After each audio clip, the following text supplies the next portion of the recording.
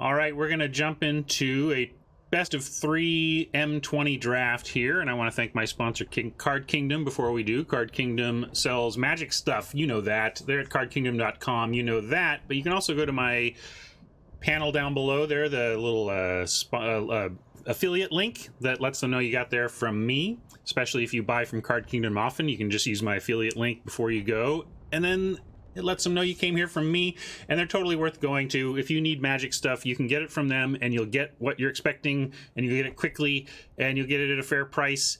And if you need to flip your stuff, you'll not find anywhere better to turn in your cards for cash or credit. So please check them out and help me out by doing it via my affiliate link. Thank you. Let's go in here.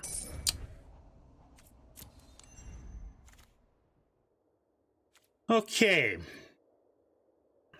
We have Brawler leaping out as a great common, of course. Flame Sweep would be an interesting place to start, kind of build around that and not pick up a lot of stuff that would die to our own Flame Sweep. Leyline would be pure gems, but this could be pure gems. Nothing here is super dominant. I'd love the Brawler, I guess, but one of the reasons to go for gems, and let me get in the right place. One of the reasons to go for gems in pack one, pick one is we don't know what colors we're in. And so, like, Warden is good, Brawler is good, and Shaman and, like, Flame Sweep are what really leap out to me here. And I think on the Pro Tour, I'm going to just take Brawler or Warden. It's very close. Warden still lets me be in blue, which is kind of where I want to be, and could still be elementals, and you could backdoor into white-blue flyers, which would be really good. So maybe Warden slightly edges out Lavakin Brawler, but I think it's one of these two. But we're going to take gems.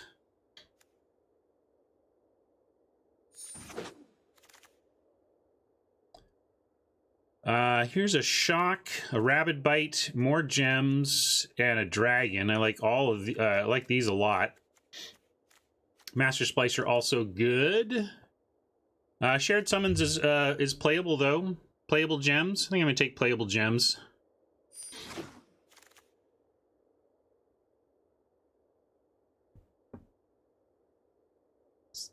The only thing better than unplayable gems is playable gems.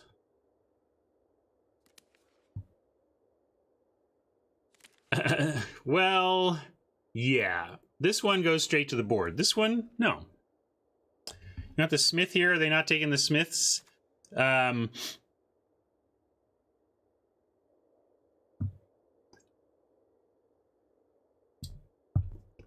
I like staying out of white. Although I've seen great white decks around because the bots also seem to want to stay out of white. So there is that. This pack is tough. I'm inclined to stay on green just because this is playable. Mastiff, Ashes, Weaponsmith, Spider are kind of the considerations, and Blade if you're not afraid of white or whatever. Fenlurker's also good. Man, there is some good picks here. Hey, it's my nephew. It's getting back into Magic there. Hey, DJ. He reached out yesterday asking what my stream was. Hit the link up, and here he is today. How awesome. Welcome, Mika. You like Ashes or Spider? So, Mika, I don't know if you are doing much limited in your return to Magic, but that's what we do around here. We're all about drafting around here.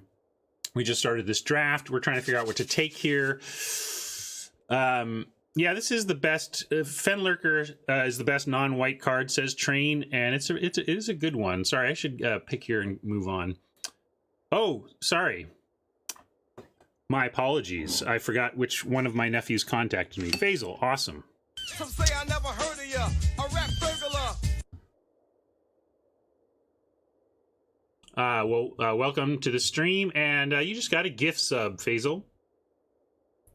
Thank you, Fiddles. That's nice of you, taking care of my nephew like that. You gonna take the Blade? All right, crush. Yeah, but this is really interesting because I got chat shouting about 17 different possible picks here, and the bow will wheel indeed. It's too many things to vote for. I'm just going to make a pick here. Sorry. This is a tough one, though. But because of that, I think it's pretty, you can go in a lot of directions. I almost just want to match the summons. And, but the Weaponsmith has been proving its worth. Haven't been in black-green much lately. Yeah, Weaponsmith early. Guys, they really just don't take the bows. I'm going to take the Weaponsmith. I think this is such a great hedge early. Like, if we don't end up here, so be it, but it's a great hedge early. Now I'm kind of, oh man, this is another one pulling me all over. Embercat is great. Audacious Thief is great. Spider is great. Pulse you take and play, but I think we're looking at Kitty, Thief, and Spider here. Train wants to go straight to the Pulse. Yeah, here, let me adjust my format so that this is accurate. Thanks for that reminder. Best of 3. There we go. All right. Yeah, Thief is very strong. And, Pulse is too, but I find Pulse wheeling. Don't you see Pulse wheeling a lot here? I'm going to take Thief as best card. Lots of green here, but do we like it? There's a gift. Season keeps showing up for us as an option to build around. Land was a possibility there, but I want to try and find our lane before grabbing lands right now. I think you do have to build around Seasons. I'm not happy with Seasons as just a scry engine. So I kind of disagree. I mean, maybe I'm wrong, Numenor, and like you just run Season in any green deck with creatures, then it's gonna be fine. But playing this on turn 2 is a real cost. You need to play it ahead of the especially if you're just playing for scry. You really need to get this down ahead of your creatures. I don't know. Yeah, Loaming Shaman also wheels, though. I would rather take Gift before Loaming Shaman. I think on the wheel we'll have the choice of Loaming Shaman and Season here. It's maybe a gentle build around, but I do want some. I'm just not running this without a couple of targeted spells, Zach likes Courser. Courser feels a little too generic to me. I'm going to take Gift to keep open... going in a multicolored direction here. Here's another Thief, another Vulture. This second Thief makes me think we're good to move into black. And this is a nice, grindy, black-green type card, you know what I mean?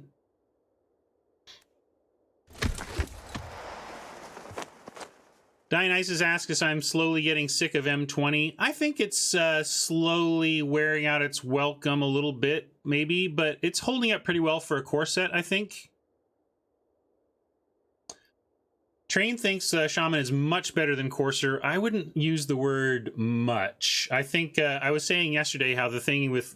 it's just like... You can imagine a histogram of expectation on how a creature is going to perform in a given game. So imagine, a scale of 1 to 10, how did this card perform? And then plot, scattergraph or histogram of how a card does over time. Like the Courser is going to be this steady, flat 3/3 for 3 at this steady level, whereas something like the a 3/2 with an ability is going to be worse a lot of the time and then better some of the time. So it's kind of it's hard to say to me whether Courser or that 3/2 Graveyard Recursion is better. Yeah, I kind of like Bladebrand. We could also take Smuggler. Yeah, we don't need to marry this green. If we think Smuggler Thief is where we want to be, we can just take the Smuggler and backdoor into red.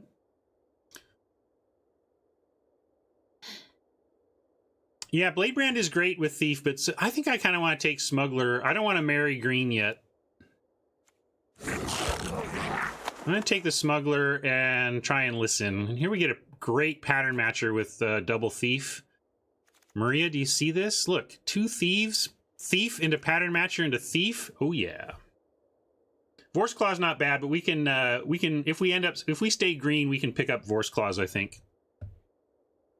I like taking this chance on a smuggler.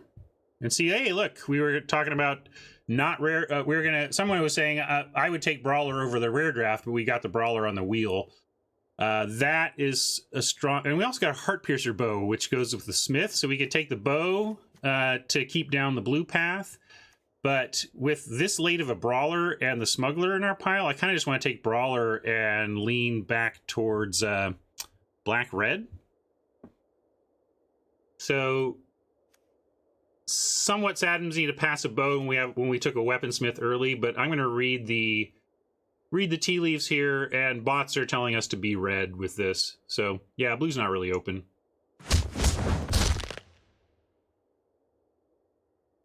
This isn't a great card. I guess we could even take this if we're black. Like this is it's not too difficult to get one counter on this, and then it's immediately better than this. Although this does have future and current elemental synergies. So a stuck at 5/4 elemental for elemental synergies, and it's difficult to cast. That's red, or an easier to cast 4/4 that may get much bigger. Chief and Thief is a good point. Yeah, I'm going to take War Chief. Easier to cast, and we have double Thief. That's a great point. Thief damaging us on attack is actually going to fire off the War Chief trigger.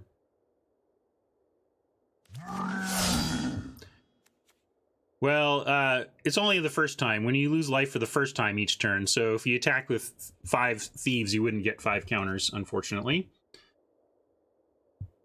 Mind Rot, we're best of 3, so we could take something like Mind Rot, but I've never really even thought to brought Mind Rot in. Hey, Saratemi, how goes? We could take Bird Grabber as a curve filler. I think we're going to cut this, and I think I'm even ready to say we're not green. And this lateness into which we settled into even our colors is another reason, again, why I tend to rare draft pretty heavily early, because who knows where you're going to end up. You gotta listen to where the bots are telling you to be. Yeah, active treason for spec on splinters is interesting. How many splinters do we have to have before we're happy to play an act, though? But it is sideboardable. Yeah, I think we may need a. We did take a little bit to get into our colors, so we're maybe a little low on playables and no 2s yet. So let's take a 2 just so we're not. You don't come to the end of the draft and find that we just have no 2 drops.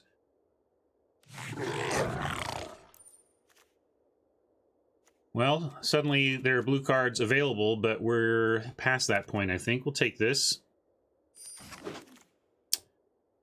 Plummet. Well, we'll remember this. This green is not a, if we opened a super bomb green card, we could consider coming back towards it for the summons, but I hope to stay red-black here. Rift, I'll leave in the main for now, but you really don't want to main deck this, but it can be something you bring in the board to break out of stalled games. Bag of Holding is nice and takeable. Bone Splinters might wheel for us here. Embercat probably won't, but Bag of Holding is playable in every deck and is worth gems to us. Oh, I don't have where's my little tool up? Yeah, we do have 4 Bag of Holding. I'm not sure about these other ones, though. We'll go look.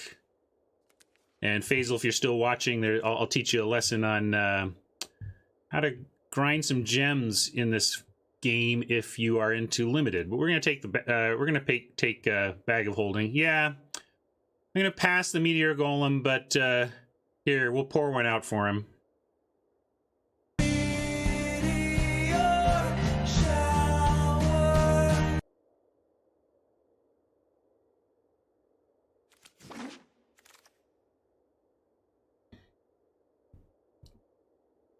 All right, let's see. We got a Stormkin that we could try splashing. Ooh, Agent of Treachery. Look at the blue now. Yikes. This is just one of the best rares you can cast. You just, oh man, if you can blink it. But I think we just take the Brawler. You like that, Faisal? Oliver made that for me. Oliver made a bunch of memes for me on this channel, but some of my viewers did too. I know, right? Look at that blue. All right, take the brawler. I'm going to stop gazing at this agent and just move on with my life. Also, a second brawler means Pattern Matcher can get brawlers too now, which is just excellent. Here's a great 2-drop as opposed to a bad one. But we can also get gems, and we might be able to wheel this great 2-drop. There's also Vampire. Maybe we want Vampire.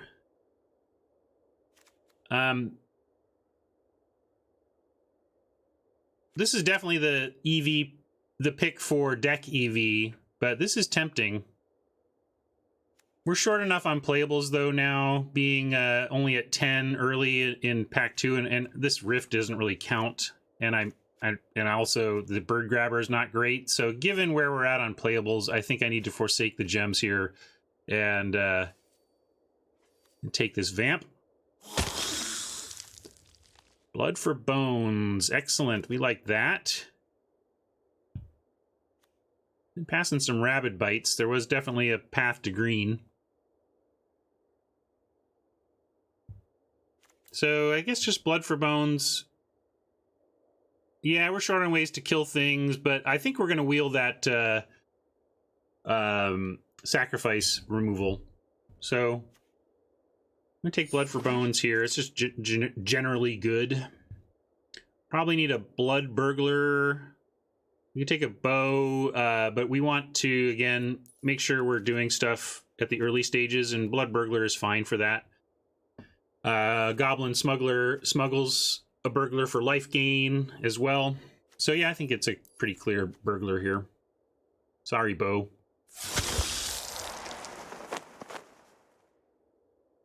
And here I actually kind of like the Infuriate. I think I want to fill out the low curve more, but I do like the idea of this being kind of an aggressive red-black deck where Infuriate can keep a thief alive. It looks like we're suiciding a thief in just to get the card, and boom, we Infuriate, and it's actually for value. So let's take that. Great green. So yeah, I don't know. Maybe our seat was green and we missed that boat.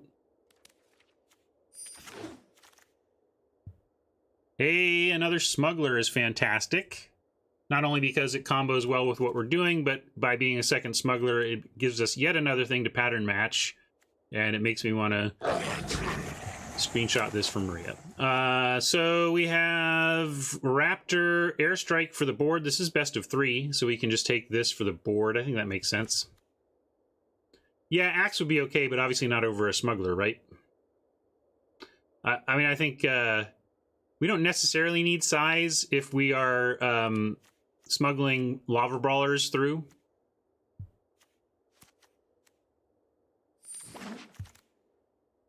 Hey, the Bone Splinters made it back as hoped. We'll snag that quite happily. Fathom Fleet Cutthroat is the pick here. It works well with when we do need to suicide the thief in, we can finish stuff off with a Cutthroat.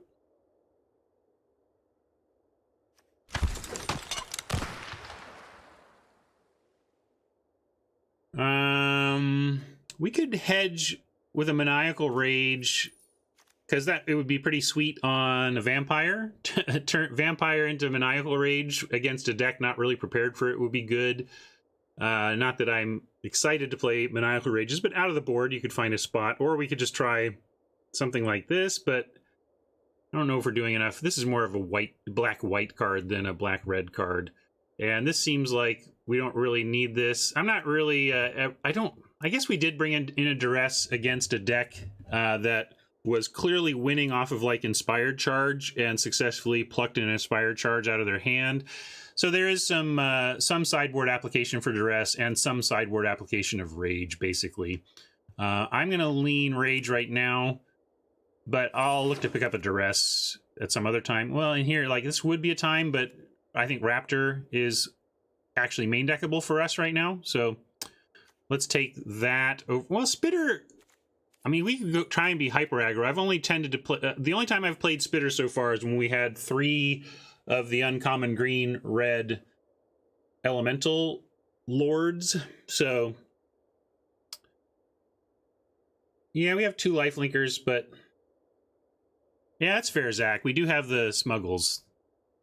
We'll keep that in mind if it comes, if one of those comes around again. They're not hard to get, but I think, and also we're pretty full on 4 here.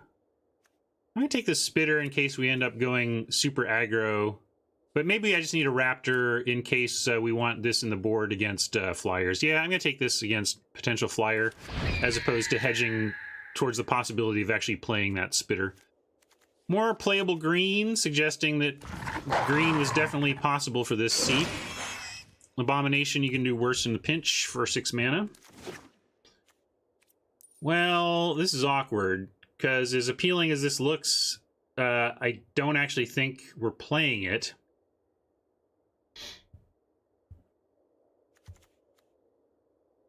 I mean, the Thief is the pick here over Villas. I'm just wondering if we want gems. Although also we have 0 of these, so we can't get gems immediately. Dragon is also great. But I'm going to be greedy and take the Thief. I'm going to forsake gems and take the Thief. There's a skeleton that we can probably wheel if there's anything else we want to do here. Like we could take Scuttlemutt. How are we doing on 3s? We got 5 3s. That's pretty good. We really want 2s.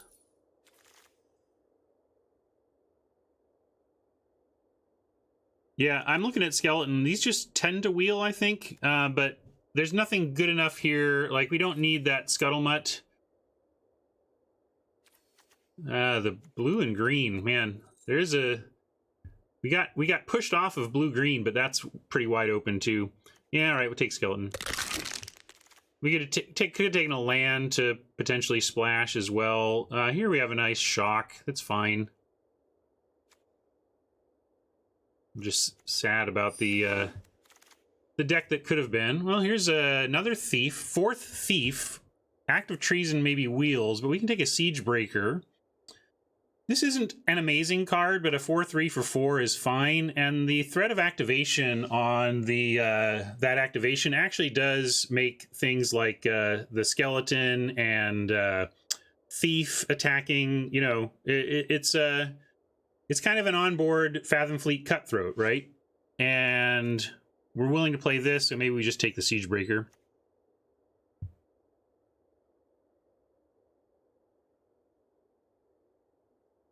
Yeah, I think let's try the Siege Breaker.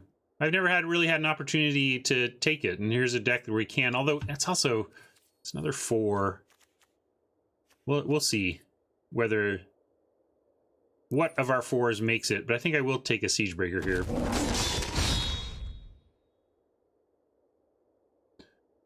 Another skeleton, another smuggler. 3rd smuggler. 3 thieves, 3 smugglers is a real plan. So I think we just take a smuggler here, and if we can wheel another skeleton, great.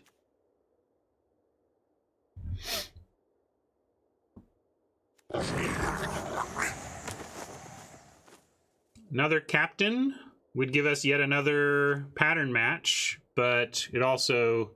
Maybe we would cut Blood for Bones at that point. We also just take an Evolving Wilds to help our mana.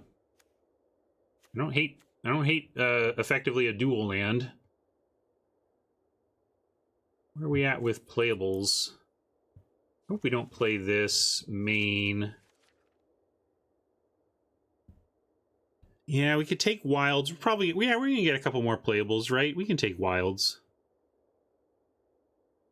I just want to make sure we end up with proper playables in this deck. Digger is all right as well. But I think we can afford 1 Wilds here, and it'll be good for us. And nice, we picked up a 2nd Skeleton, which I like over the Bird Grabber for what we're doing here.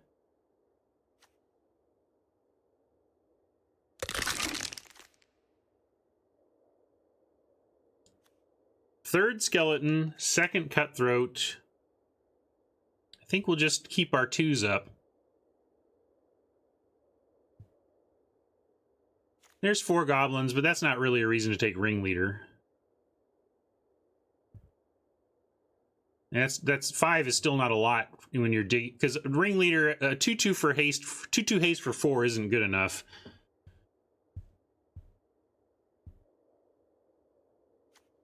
Yeah, let's take a Cutthroat.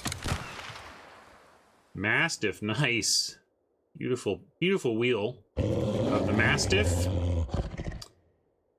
We got a Cliffs, but nothing we want. We're not really going to splash any blue, so that doesn't matter. We'll take a second Maniacal Rage to support that as a sideboard, possible sideboard plan. I don't think we're ever playing the Vampire in this deck. So we'll take a sideboard card. Diamond Knight, Vial, Spitter. Still don't think we're going to ever do Spitter. You think we're ever playing this, Fiddles? You want to play this card? Because we could take Vial and potentially play it. I'm going to take Vial.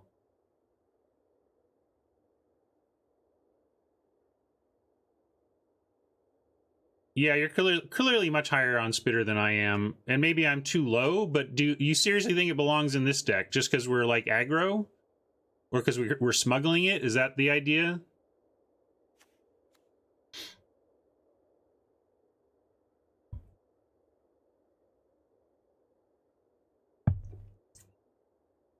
But yeah, Vial seems more powerful out of the board.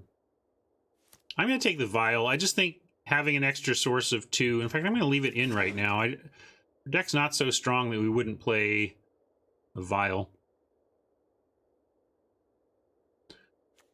Lavican Brawlers attack unblocked as a 3-power creature all by themselves with the Smuggler. So they don't need that much help. You know, like, I think they're worth playing as 3-4 attackers.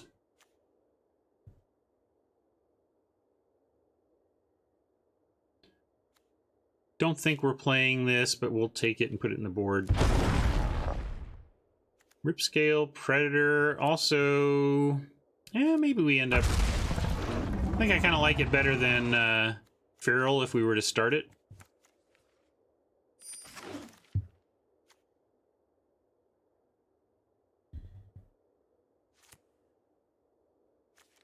Oh, let's, so we're at the final pick of the draft, so this is the last chance we have to do some crafting. We have 3 rare cards. We picked up some, so we got a Leyline, a Shared Summons that I didn't look into. I know we have, that other rare we took. Can we take another? Let's see. Are we playing it? Oh, Bag of Holding. Yeah, we have 4 Bag of Holding for sure. But we're going to go look up our other 2, our Leyline and our Shared Summons.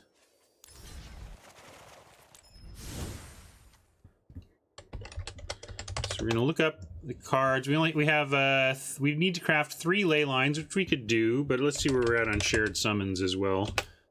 Okay, we're already at 4 on Shared Summons, so let's go ahead and craft up on this Leyline.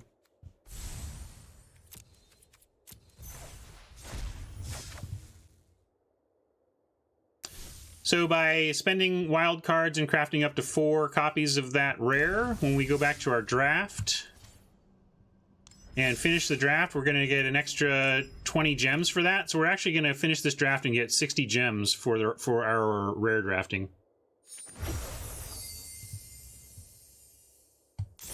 Nice to start out with 60 back, but we want more than that.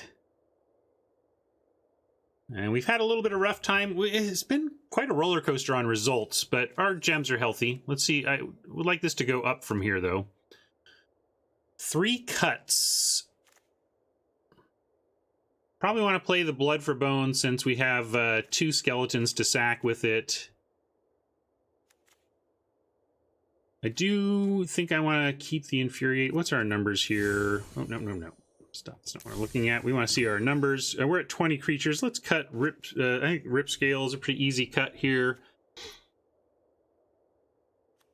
And Bird Grabber lowers our 2s. We don't have much going on at 2, but we have 4 playable 1-drops. So in terms of having early action, we actually have 4, 5, 6, 7 things to cast early. So I'm actually not worried about putting out a presence early.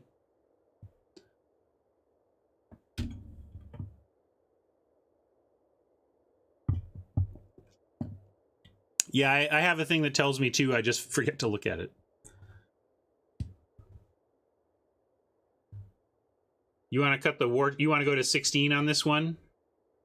Well, so you're thinking something like this.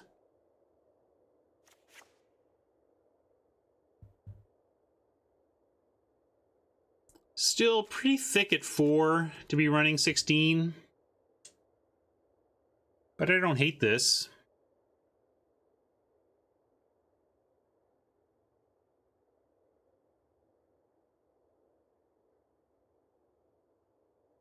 I think I want the War Chief. This is kind of our big guy. Yeah, I don't want to do that plan. I was just looking at it. Oh, and I've got to do this. I got to go... Because we have to use... They got me. I didn't care about lands until they gave me Avon. Till they gave me Unhinged, I didn't care.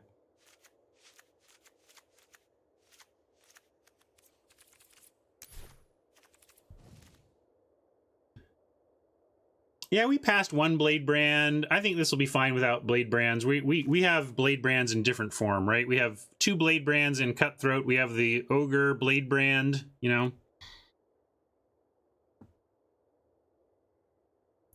It picked Avon automatically for me once, but then didn't after that.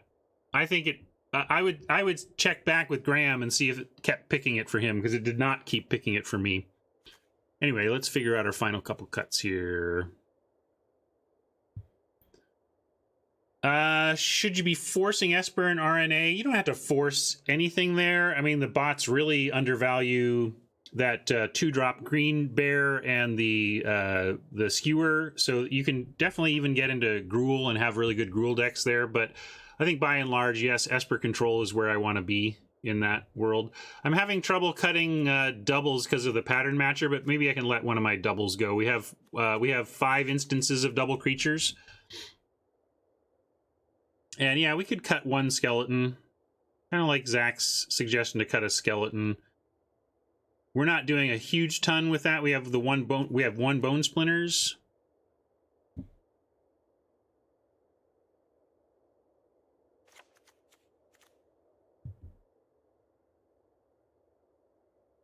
Get me invited to a PPR. First, you'd have to tell me what that is. If I'm revealing my ignorance of something obvious, well, there you go. All right, one more cut. We got the vial, but we don't have a lot of interaction. Kind of like having it. This is where I kind of go back to this bird grabber, but I don't want to cut all of our early stuff. These just seem essential to keep all of it. Yeah, bird grabber is pretty terrible. I just don't want to lose all of our early presence. But we can. I think we can let go of the bird grabber and call this a deck and get going. Let's do that. Got to play. Oh, pre-release? Yeah, I would do a pre-release. Be fun.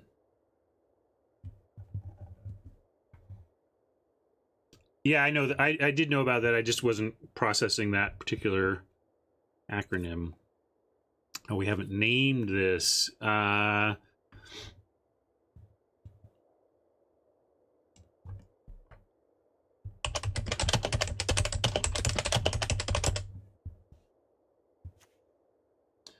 Can't block, won't block.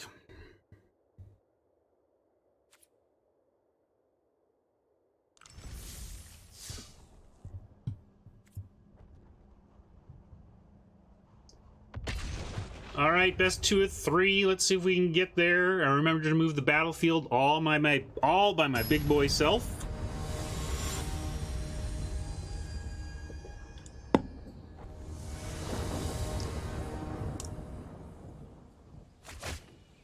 I will accept the slight skeleton non-bow. And isn't this beautiful? Thief. If they don't kill the thief, we get to get another thief. Oh, love it.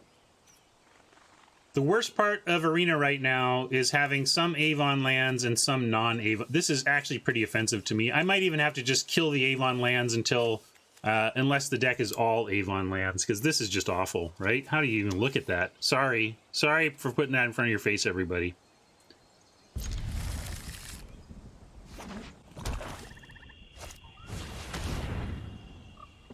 Sorry, Duress player. You know your fate.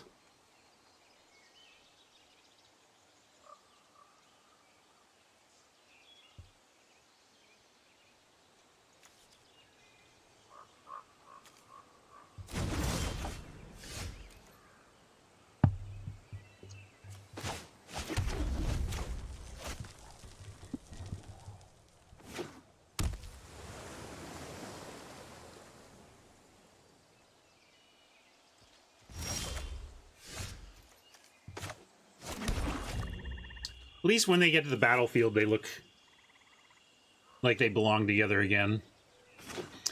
So gorgeous, though. Thank you for all of your work, John Avon. Certainly my favorite land artist, if not my favorite artist. So, what are we discarding? I guess definitely one mountain and then a cutthroat, I think.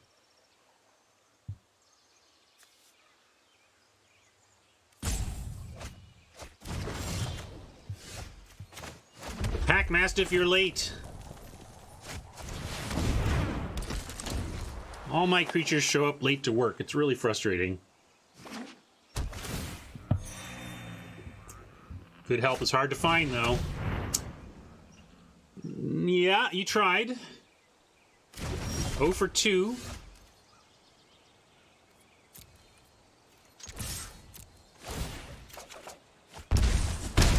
All right, we better get our final thief before we run out.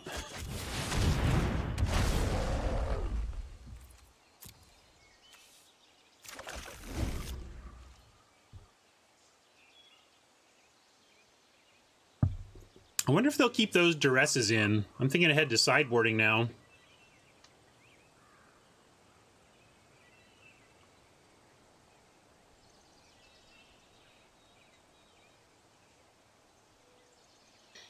Sunset, it's, I think the bigger risk, like, Oppo got, frankly, pretty unlucky that we just had no spells anywhere in our first whatever cards.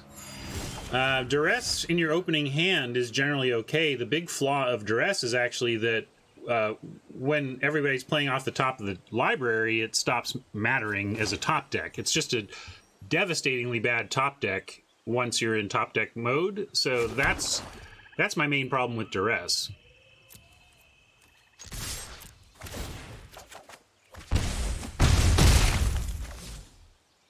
Now we'll drop another Thief and the Mastiff, use all our mana, and keep drawing cards.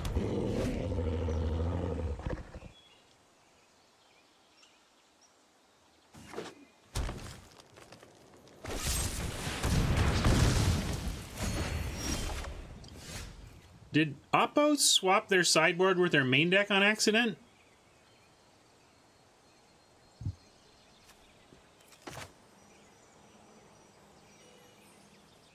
I'm going to wait on playing land. No need to do that. We might draw our Evolving Wilds and want to play that as our land this turn. Look at that. My patience finally pays off for once. And make sure we do want to cast that. Yes, because there's no real two-spell we want to do here. I'm actually going to play out the Lavakin Brawler and go for more damage than cards right now. Try to get him dead quick and go find us whatever. Sure. Mountain.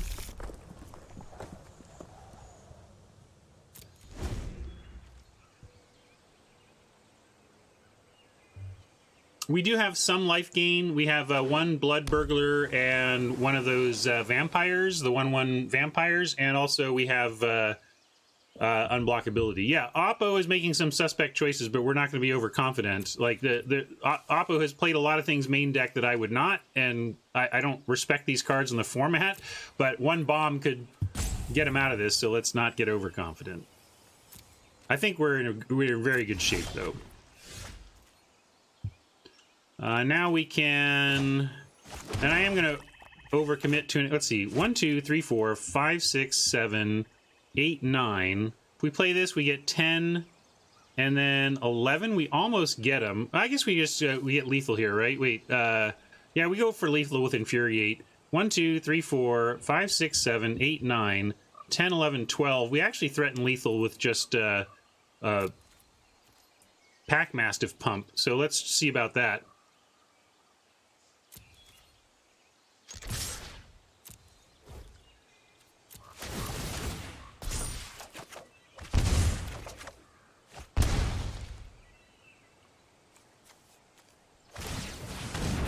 Doesn't look like they're responding, so I think we just have it.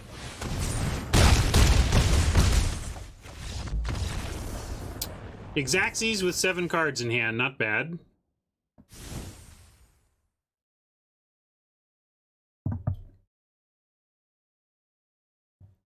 Yeah, it's true. Should have had Infuriate up. Got lazy with my mana play there because we were so locked into the victory, but that's sloppy. All right, well, a lot of discard. What we really want is Bag of Holding on turn 1. How good is Bag of Holding on turn 1 going to be? Although, actually, Bag of Holding, we want it actually on top of our library. We want to draw it on our first turn. Because they might duress on turn 1 and get the bag. That would be unfortunate. Yeah, it's good that they didn't see the Infuriate, but we should have kept it up as a possibility. Why no skeleton in deck? We have 1 skeleton and had to make some tough cuts, is the bottom line. In this case, though, we might add it back. It's a good discard, and there's 2 things to do against discard: is to have things that are good against discard and have things that are you can play underneath it. So, yeah, we could swap for Vile. I like that. Although it's another thing about discard, getting a 2-drop removal spell that you get out of your hand and put on the battlefield means you have removal that they can't make you discard. So that's not bad also. Hurts Dionysus's eyes. Who Dionysus, you harassed me forever to go and get special stuff, special lands. All right, so we can do that. I'm a little sad about it, but we're running out of time, and I think I want to make that change at least. This might be, I'm going to run it and just try and beat him. But on the play, if we go to a game 3, I may want to go to the aura plan. We can get really cheap and bring in the 2 auras and just go low down as we can. Okay, here, well, I got my wish, but here's where I think they're probably going to duress the bag out of our hand. But we're going to see if, but maybe, okay, no duress. That's great.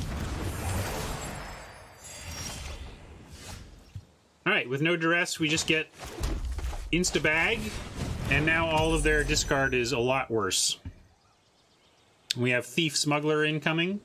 And they haven't really showed us removal, they've showed us discard, so...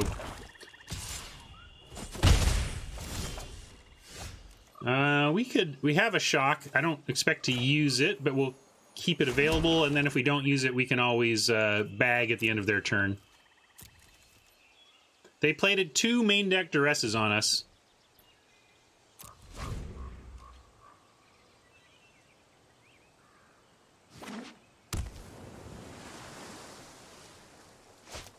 Get out your bag, puns.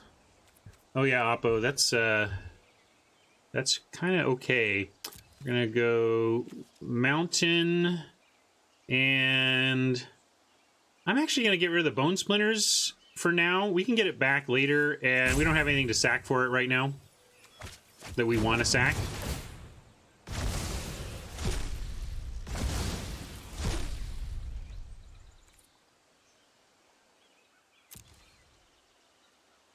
We could have bagged in response, but I liked both of those discards well enough. But yeah, we probably should have bagged in response to give ourselves even more options.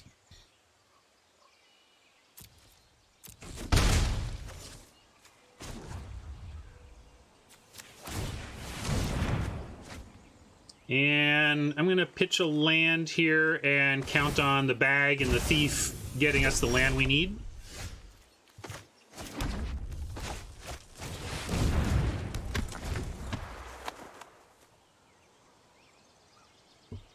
Good point. Naturalize could snag the bag.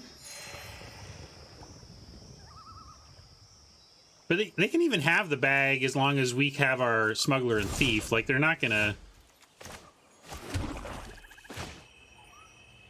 They might have pump here, so I'm gonna go ahead and give it unblockability, even though there's no immediate need for that.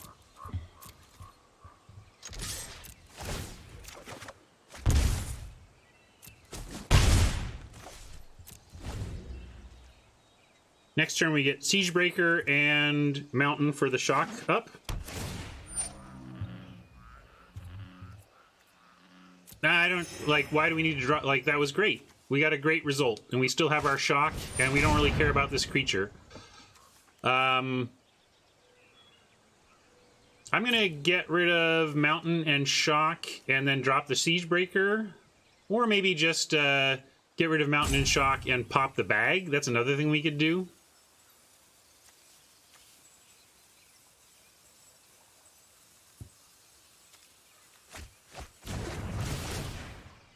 Because now I am nervous about the... now that Disenchant would be really, really bad for us. So getting these 5 cards back in hand seems safe.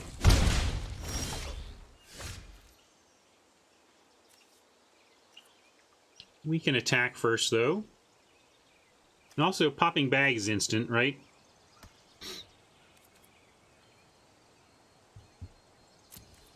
Yeah, Natural End is what we're talking about. Excuse me.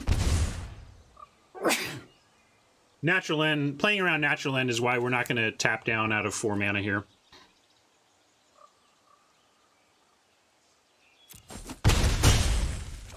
Yeah, we get to do this. I like it. We'll be fine. And when I pop it, I will make sure we leave up a Mountain because there's a shock in here waiting for us. Like, do we want to shock this healer before Moldavine Reclamation gives them a card for it? Given that they've played no other creatures, I think actually we do.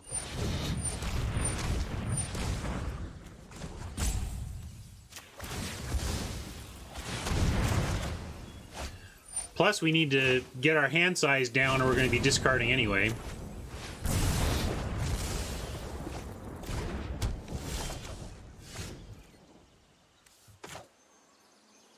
Yeah, we'll drop a Mountain here. Although I should have waited. We may draw our Evolving Wilds, which I remembered to play for last time and didn't here. We'll see if we get the Evolving Wilds punishment.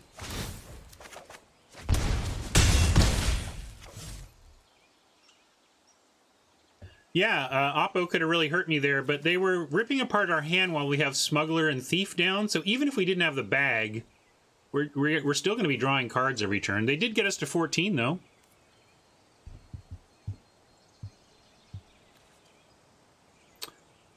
And let's go Brawler Mastiff here. I mean, I could play Siegebreaker as well, I suppose. Maybe that was silly. I'm so enamored with the Brawler, I played it over the Siegebreaker, but this represents more damage, so I should just drop the Siegebreaker. But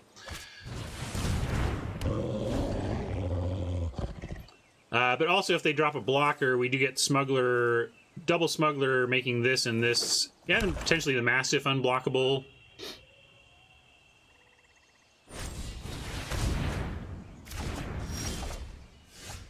Wow, and then Snap passed, so... I could have played this Smuggler, but I think what we want here is... Oh, I could have done Smuggler and Siegebreaker, so I should have played the Smuggler here. But we can...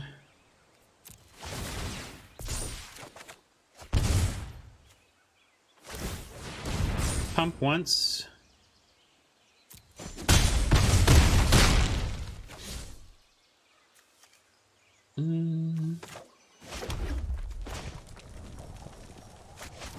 Maybe overextending a little bit into this board, but even if they somehow wipe this entire board, we're fine. But yeah, this is maybe one of the least impressive decks I've I've seen. I mean, I think Zelu84 may be learning to draft, in which case I hope they get better and stick with it. But that was that deck had a lot of problems. If someone showed me that deck at a F&M and asked for my advice, I would have some gentle but firm words for them.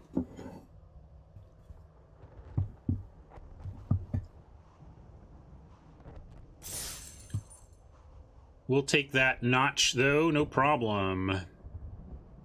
Not very exciting magic, though. That was just slowly dismantling a pretty weak deck.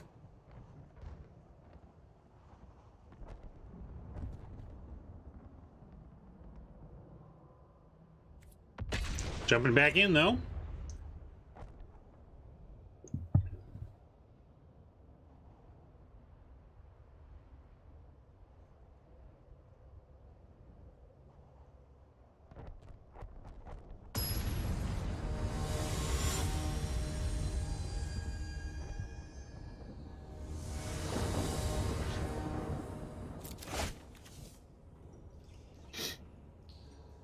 Yeah, we can keep this. Not super exciting, but keepable.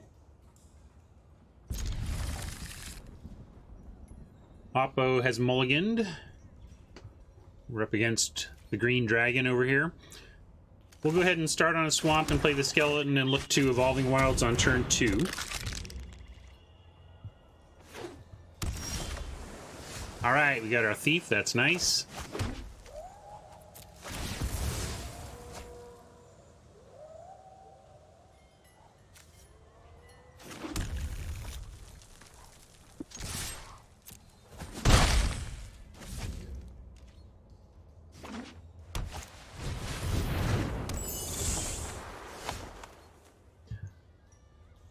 Let's see. Yeah, let's drop a thief and start trying to smuggle it. We can also send the skeleton. They might not block. There's things that could punish it. They figured it out.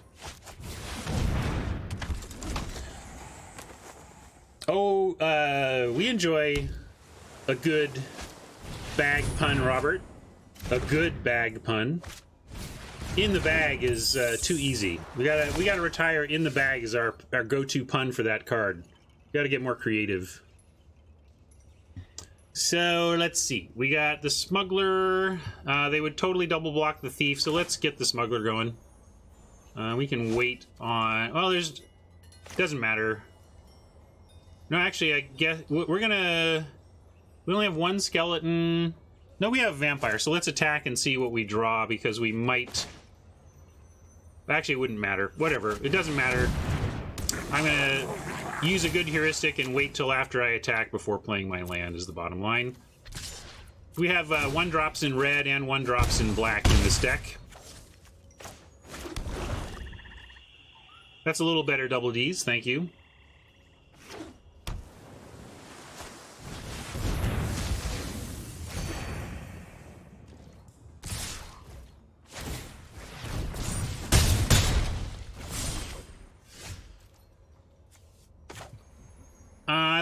They've tapped out, so let's go Thief, Burglar, and, although we could go, yeah, we go Thief, Burglar, and then next turn Vengeful War Chief, Thief triggering the Chief. Thief into Chief.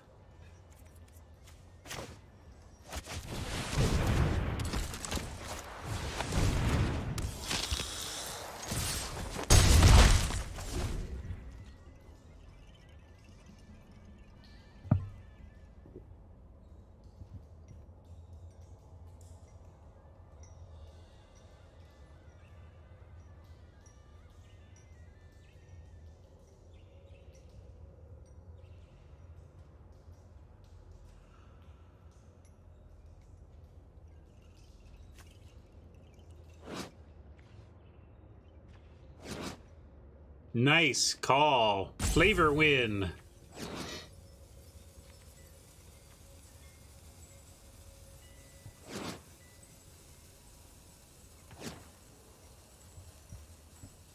Is there a flavor text association? Try to steal from me and I'll add your skull to my collection. Well, the question is this before or after? It's possible that this thief is dead, and one of these skulls is this thief's skull. Depends on your sequencing. Well, we're getting raced in the air, but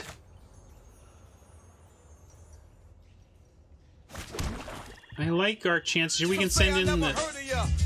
Hey, who's this? Who's subbing? Thank you, Raptor. Oh, gifted a sub. That's nice. Keeping double D's in the loop. All right, we're gonna go War Chief, and we're gonna leave. Let's see. If we played our shock, we have not played our shock. So I'm gonna leave shock mana open because that would actually be an excellent draw off the thief. In fact, I should probably go into full control just in case there's weirdness around being able to play something we've drawn off the thief. But we're gonna make thief unblockable. And then we're going to send in Blood Burglar and Thief. And Skeleton. Skeleton is fine here. It either bounces or gets in for an extra. Ah, we did get Infuriate, but we didn't need the full control for using that one properly.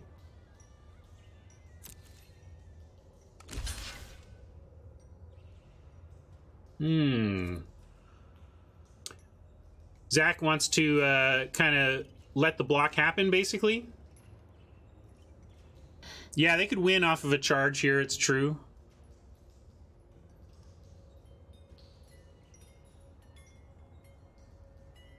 Just trying to figure out if we're infuriating here. I guess not. We'll wait.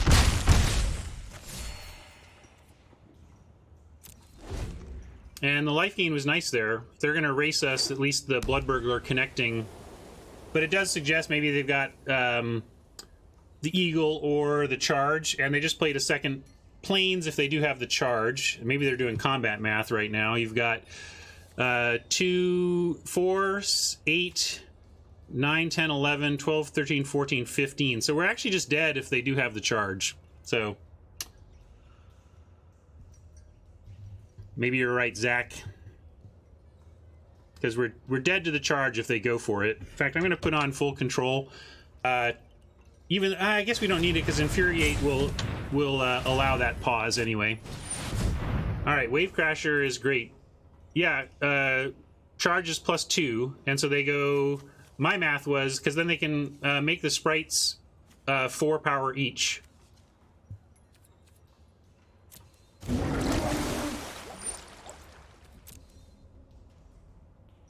Did they manually tap, or did the game just leave them with 2 planes? If so, it's like these are both white cards, right? Why would they do that? Why would it auto-tap them away from pumping the sprite? Are they manually tapped? Okay. Manually tapped to leave double white. Yeah, it could be God's Willing and something else.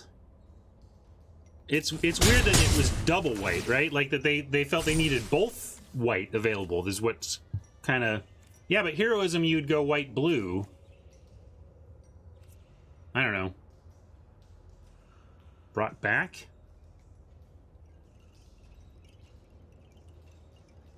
Ah, very good call. Could be, because these are good ones to bring back, right?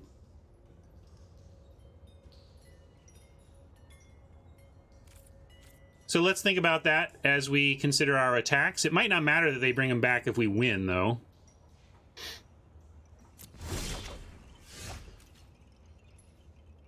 Let's see. If we swing away with everything, they're going to go, say, chump. Or eat and chump. Let's say they eat the thief. And then we get 1, 2, 3, 4, 5, 6, 7, 8 through. But that's not... yeah, if it's brought back, it kind of makes me want to play around that here and send in an unblockable thief and play the brawler and then do unblockable brawler stuff to get... I mean, we can just kind of go unblockable to get our damage through. What do you think of that? Or we could give them just the War Chief. So they have to, they get one of these back.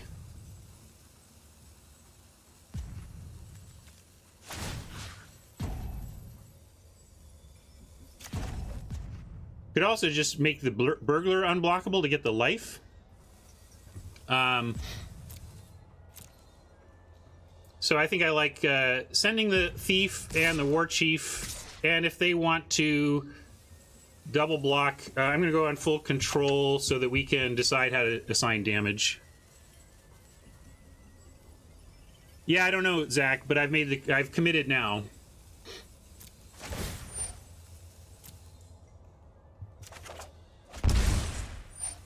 Oh, interesting.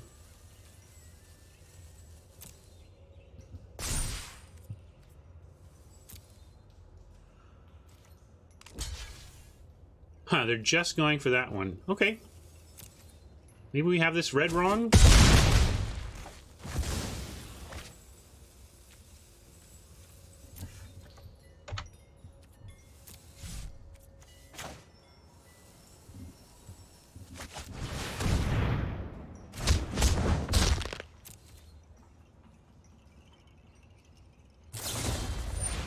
Good call, chat. You found it.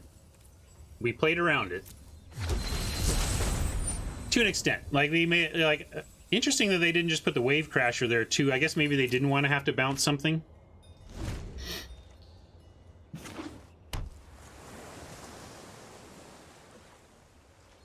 Still pretty dead to a charge. So we could still just die here. Yeah, we might just die to an Inspired Charge now. But they had Inspired Charge lethal before. I guess they just didn't go for it? They just don't have it. Alright, great. But we should kind of expect that this deck has an Inspired Charge to worry about.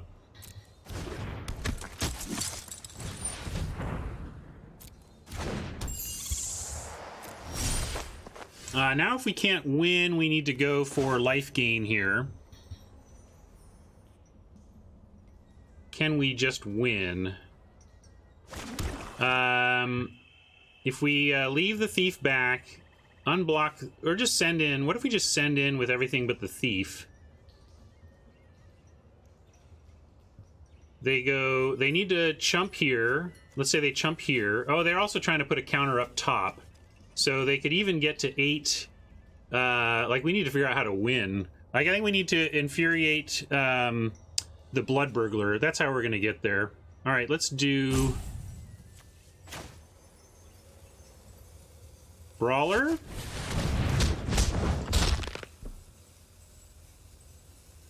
And well, thief can attack now since we're planning to infuriate the blood burglar.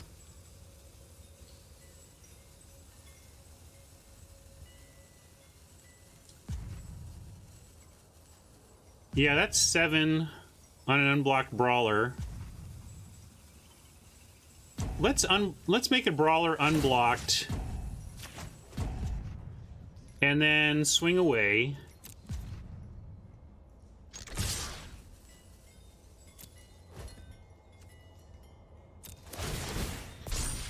And what this is hopefully going to do for us is either give us a lethal play by pumping the brawler or a saving play by pumping the blood burglar, depending on how they block.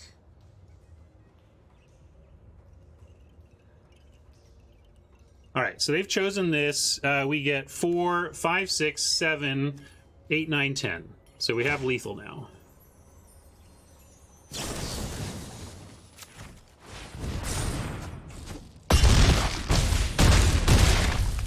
Whew, close one.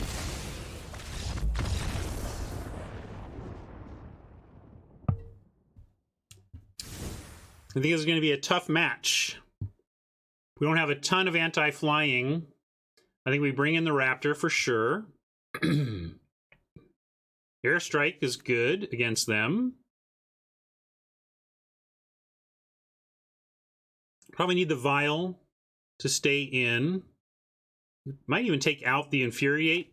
They have seen it, so they might play scared, and I don't actually think it's the right card against flying. And then to round this out, what do we cut?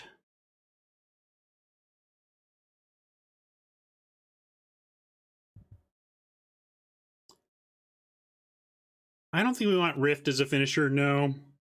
I think we're just kind of racing. They're not really blocking with their flyers. It's like them having blockers has been, I guess it's been part, like getting War Chief through would have been good.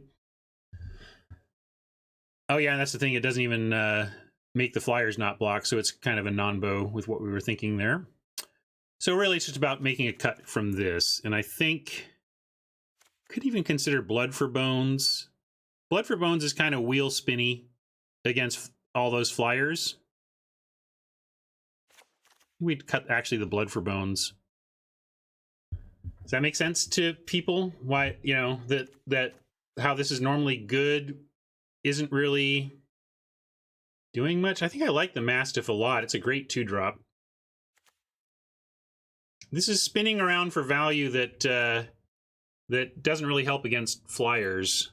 It doesn't even look like they're killing our stuff, you know? Although I'm going to go done and leave it cut. The reason, if I had more time, I would still reconsider it because blue-white's removal tends to be all enchantment-based, and obviously Blood for Bones is great as a response to enchantment-based removal.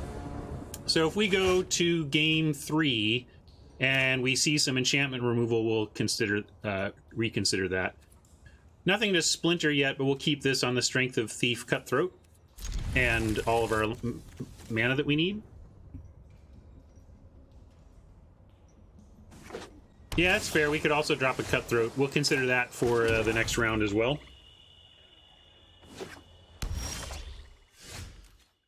Well, with no 2-drop, we'll go ahead and thin our library a little bit, drawing nothing but land here so far. Get another Mountain.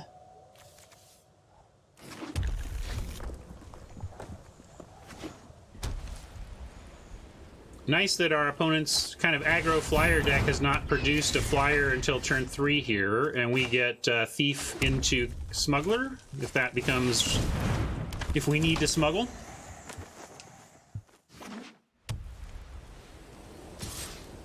If they do have enchantment removal, at least Bone Splinters will become useful.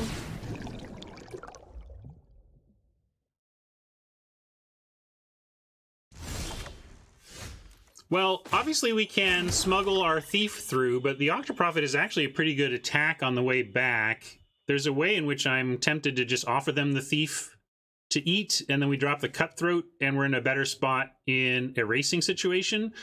So if we smuggle, tap, and attack with the Thief, we go to 17 on the Thief alone, and then 16, 15, 14, 13, 12, like we untap at 12 life. Against flyers, we're having a difficult time controlling, so I think actually I'm going to do that. It's a little unusual given the sweetness of this combo, but we have to look at it in the context of the game we're in, and I actually think we want to offer this trade.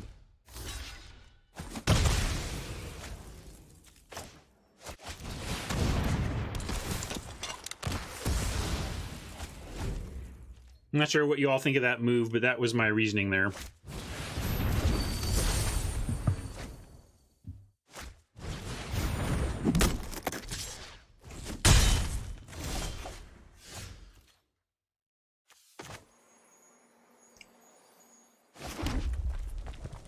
We'll just attack.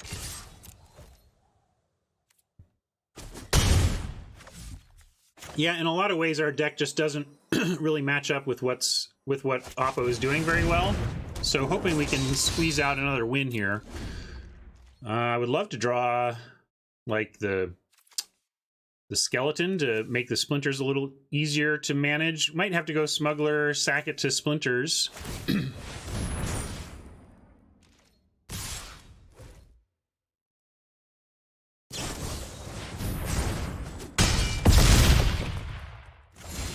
It's a big race swinger. Not a bad draw though. Not a bad draw.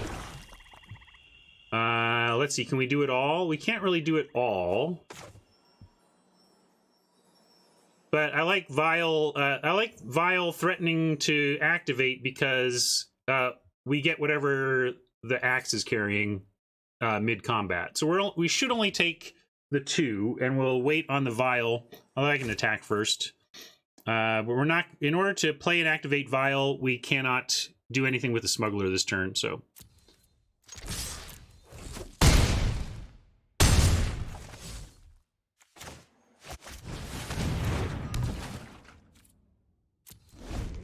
Yeah, we're gonna risk more pump, but I think we have to do that. We can't let him re-equip the axe, or we're just kind of giving up this game.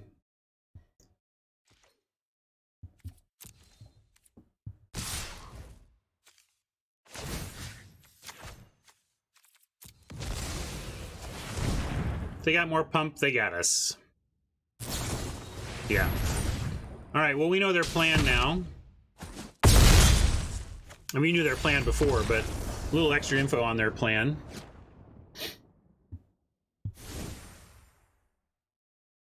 Yeah, it sucks to get blown out there, but I think we weren't... If we let them re-equip, like, what are we even doing? We're just shortening the clock by so much. I basically was playing like we couldn't beat a heroism, and I really don't think we could. Yeah, they're really not... should we go hyper on them? Just cut. Go rage. Bring in Skelly.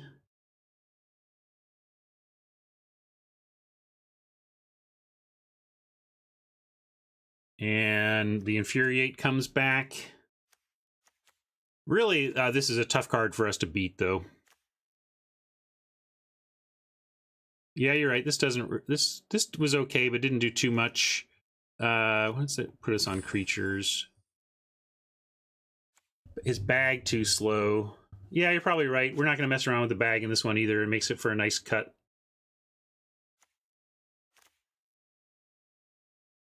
Really need our shock and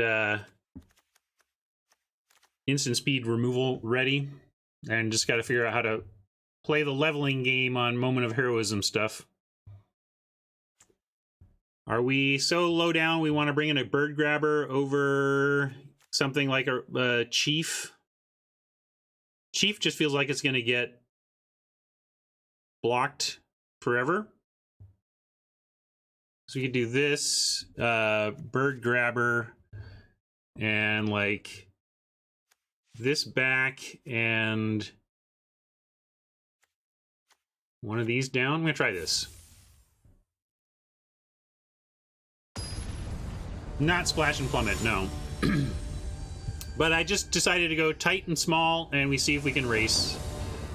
Like, we're just doing too much that's not interacting with flyers. Okay. Hopefully they're all in on their aggro and didn't pack much removal, because Vampire into Maniacal Rage is why we did this. And they mulligan. Come on, let's get there. Really want this match.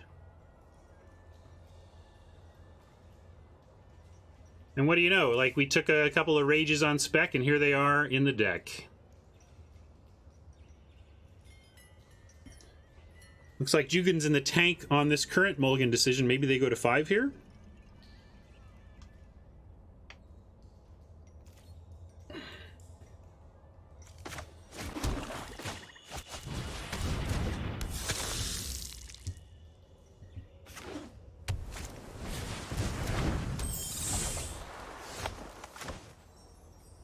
Almost screwed that up, sorry. If I gave you a heart attack there.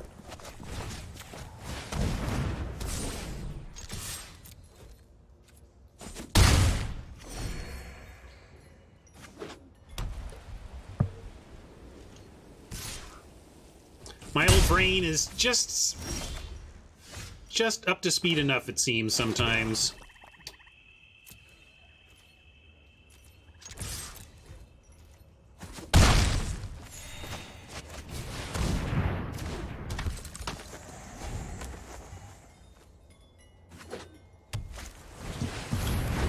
Man, with us getting to attack yet another time, I feel like we got... Oh, and I was going to say, okay, well, we can offer the vampire for both of these creatures, but now we actually just get to kill one.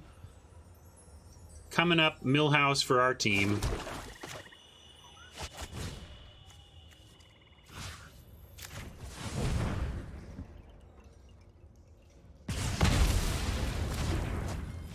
Yeah!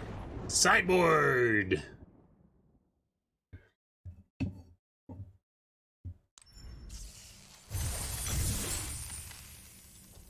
And we can go Let's go level up one of our things. What do we want? A Blight Beetle, a Drake. I guess, here we can get an Infuriate.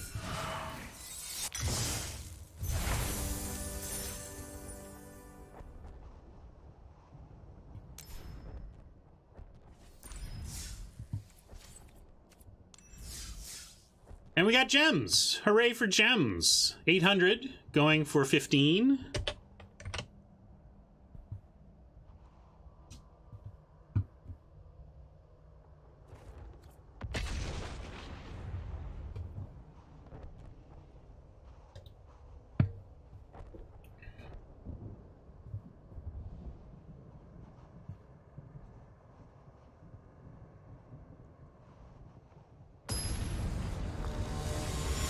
Especially in this format, Dionysus, I'm really with you. A lot of sideboarding power in M20.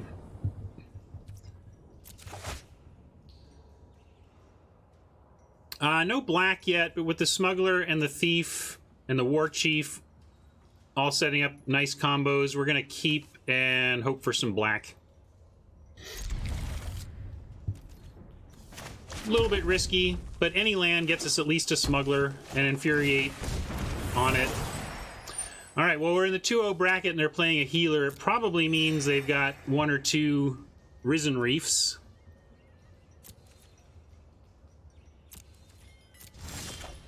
Ugh.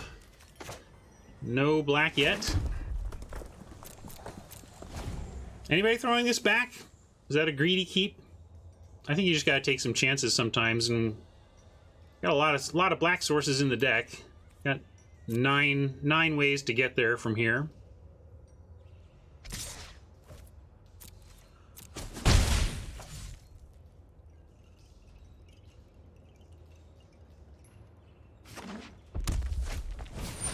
Embercat, a nice follow. Yeah, they look like they're a sweet elementals deck here.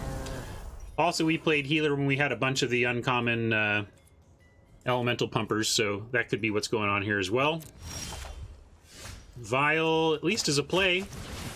Stuck on 2, but we actually have relevant things to do, so... Gonna give them 1 turn to cast something sweet with the Embercat, see if they can drop a Brawler. That's the quintessential common into common elemental play here.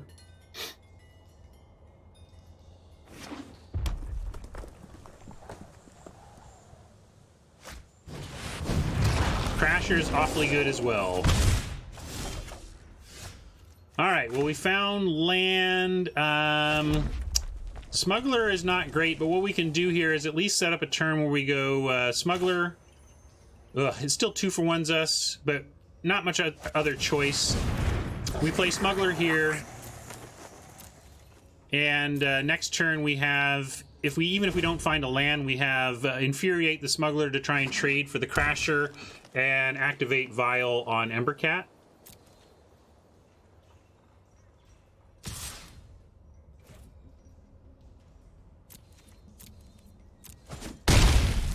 So not looking great here, but not dead yet. That's pretty dead. Yeah, like we're close to dead, but I still think your friend here is only mostly dead.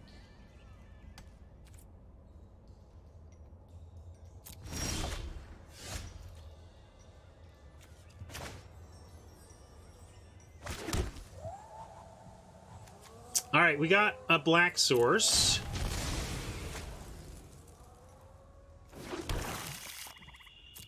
And we do have the play of Vial plus Infuriate.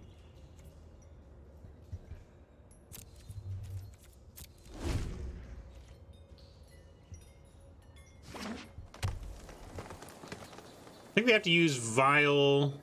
Well, they don't have a Smuggler of their own. Ooh. All right. Well, Vampire, I need you to kill about 7 things. Are you up for that?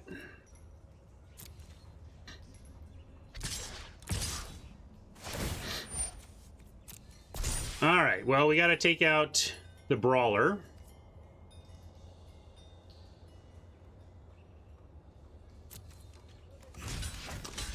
We could do it with... Yeah, we got to do this, and... Well, we still need to kill it, right?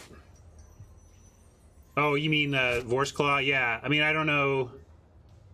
Well, it's too late to... We got to do this now. I've committed to the block.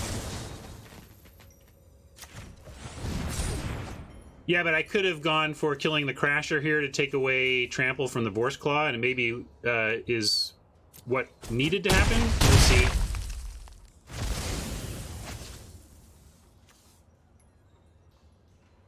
Hey, Shab. Yeah, we play mostly limited around these parts.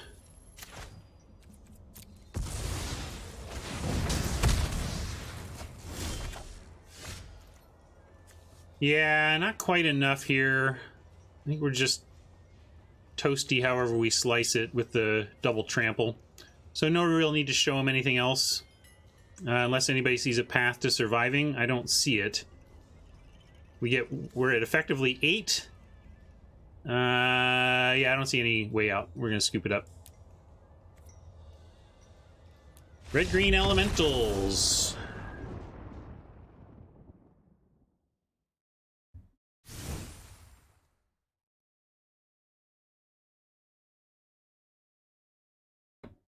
Oh, sorry, Shab. I've had mixed success. I was pretty on a hot streak early, but have leveled out to kind of my usual, I guess. We're winning about 60-ish, 60, 62% of our matches. All right. This could be a potential Rift game. We got pretty clogged on the ground here, but we have a lot of unblockability of our own. I don't think we need Rift. We're already doing it with our smuggler and stuff. We just need to get on the front foot. We were on the back foot there, and that's not good for us.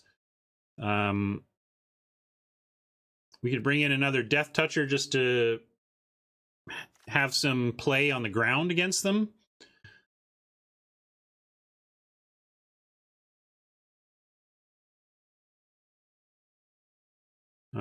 This could be a place where our Maniacal Rage plan could be considered as well. Red-green generally doesn't deal with big things well, so you get your rages down early and get them on the back foot. We got 45 seconds to decide, but we could do that. Do kind of the same change as last time. Get low down.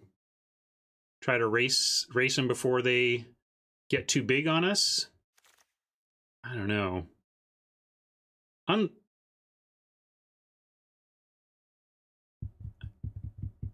don't think there's actually... Either we do that or there's not much to do here, is the bottom line. And I'm going to go with the not much to do. We're going to just run this back.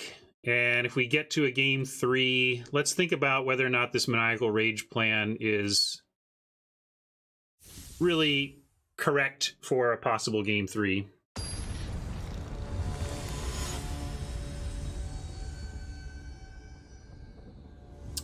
No, our first pick was the green ley line for gems. And then we second picked the shared summons. And then kind of moved out of green. Well, obviously not kind of. We moved out of green. Whew, well, this looks like a much better 2 mountain hand than last time, so we're going to keep.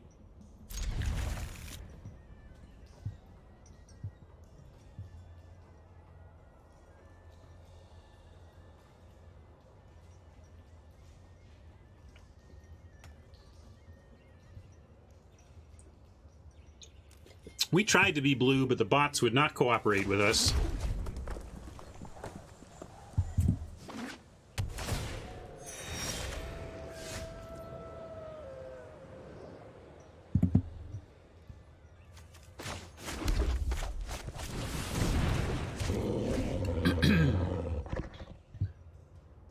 All right, deck, give us a swamp. All right, not a swamp, but we will take a land of any kind, really. Looks like we get to double attack here.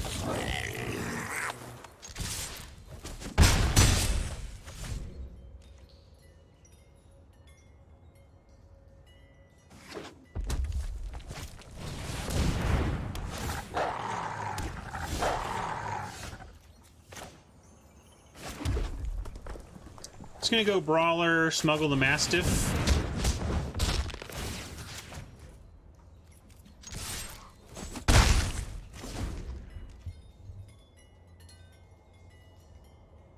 Yeah, I've been pretty feast or famine. That's what I was going to say, but I know I've had some 3-win, 4-win type results as well. I really think I've been all over the map, but I think the max wins and minimum win ones kind of stand out.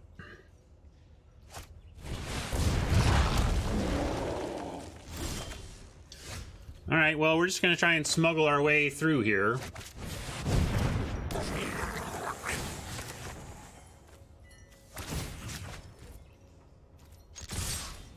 They're starting to get the tools to match us in this race. If we could find some black, we could roll this stuff out, though. That would be nice.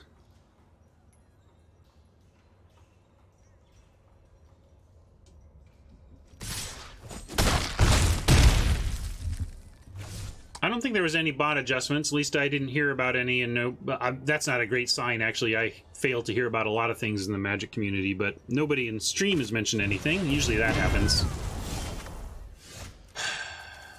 Mocked. Are we still reasonable here? Yeah, we still stick with this plan. Whoa, that almost slid me. I almost made a smuggler unblockable there due to UI shift. That would have been super annoying. Got to remember to keep that slowed down.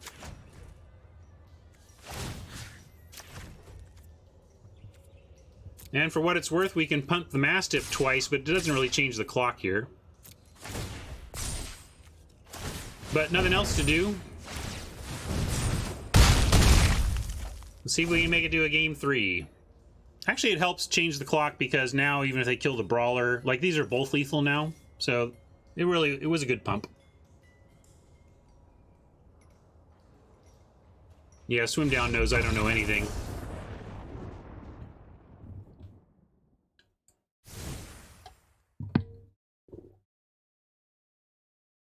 Yeah, it was like last week's updated bots, I think. Okay, well, we didn't really think about the aggro plan, but it seems like it could work here. Is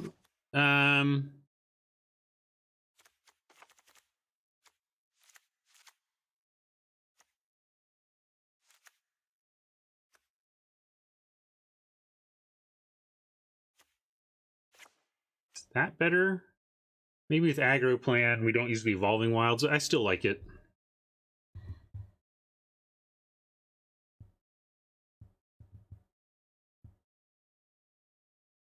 I think I like trying this again. Green-red is the place to try and make things bigger without worrying too much. Although the one problem is that our Maniacal Rages get a lot of our stuff to 4 toughness, which is actually still dies to Chandra's Outrage. And, of course, Rabid Bite can get just about anything on a big board as well. So it's not guaranteed. This might be a little... We're going into higher variance territory if we run this.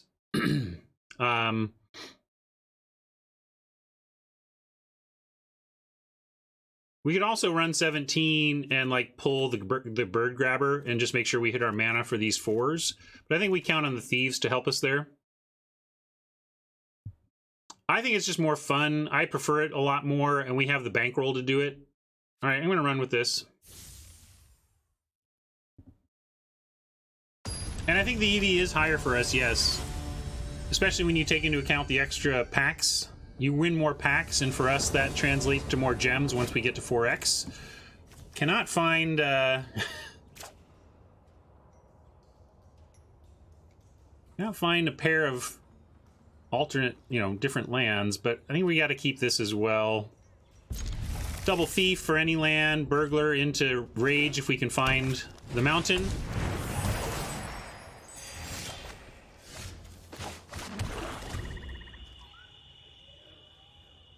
Come on, deck, give us a red source. We can be the Evolving Wilds. I know we got risky. There it is. I asked for it. And I think we go get it. Maybe we don't. Do we go get the... Cause we can play Blood Burglar, but then we risk no play on 3. Although we are gonna... Yeah. Kind of want to get the Blood Burglar down. Is that crazy? We just have a lot. I guess we have a lot to do on 3 that would be well served by an Evolving Wilds here. This is a tough choice. I called upon the Magic Gods to give me this tough choice. But it's true that any other land in our deck allows us to at least play an Audacious Thief next turn if we burgle here. So I'm gonna go burgle. Well, the problem is if we don't draw... I mean, Evolving Wilds does not get us red next turn, so... For lifelink, that's my whole point, Reed. We don't have Maniacal Rage on Blood Burglar on turn 3 guaranteed. But any land gets us a Thief, which is why I did it.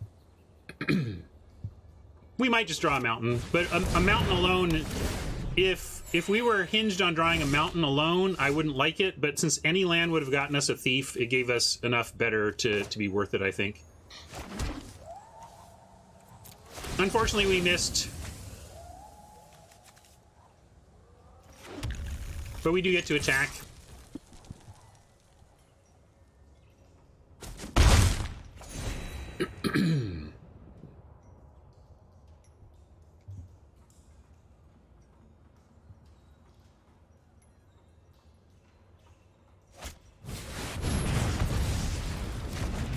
Wow. All right. Well, let's punish him for that and find any land, at least for the thieves, all right? All right. Punished him. I'm going to go thief attack here.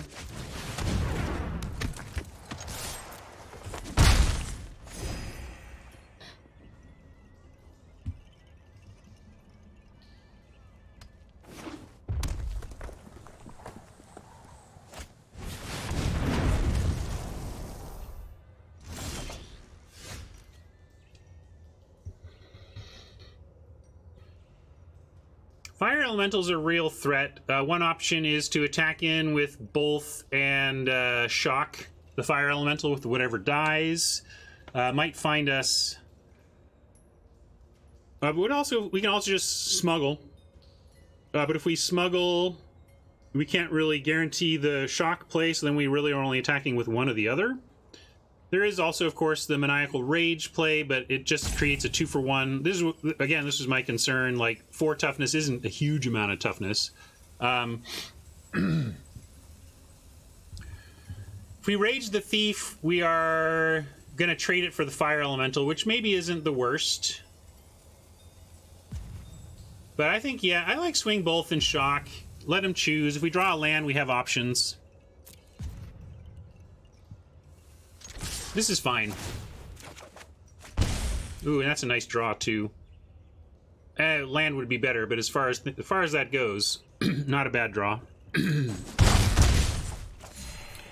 And now I do like Vampire to threaten that and keep the shock up. We could throw a Maniacal Rage down, but nothing that we really want to put it on yet, I don't think. I think we want to hide it more than play it.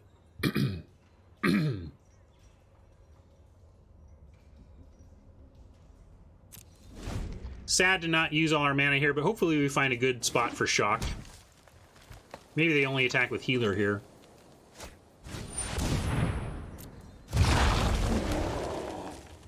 They probably are willing now with the elemental to, since it has trample. We'll see. Take that vampire for elemental any day. Yeah, you got it. You got it.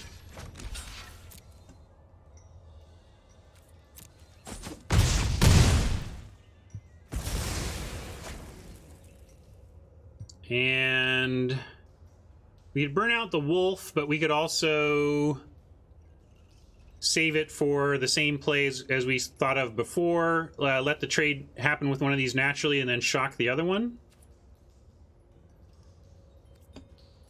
Do we want to shock here is my basic question. I'm going to shock the wolf. And then we can put the... Yeah, I really feel like we should be using our mana, so I'm going to do it. And they're out of cards. If they trade off for anything here, it's going to be fine for us. We could even pattern match the thief. A lot we can do here. Smuggle the thief, pattern match the thief.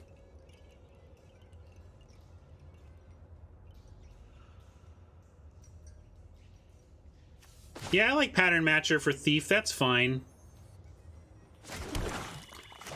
That's fine.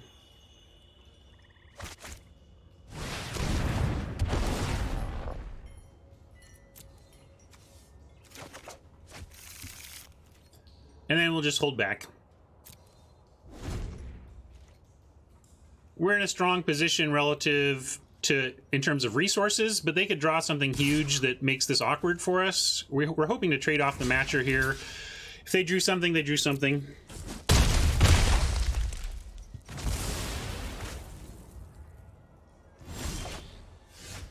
All right, land. I'm just going to play this. We definitely want more red. And it lets us take a look here, because now we can smuggle and rage, as Alpha suggested, if we wanted to do that.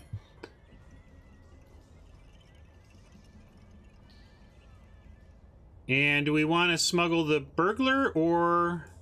I mean, the burglar, they both attack without help.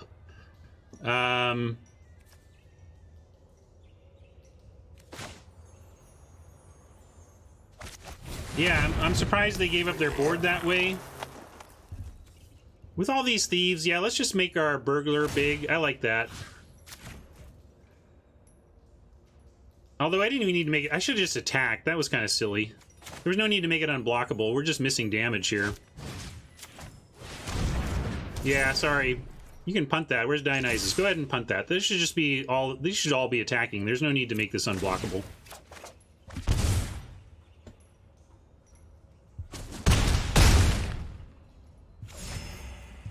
Hope it won't cost us, but a clear mistake.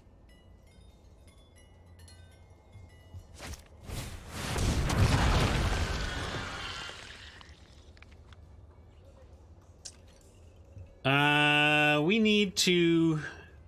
Ideally, we Siege Breaker and activate on the same turn, but that costs 8 mana, so that's not super likely.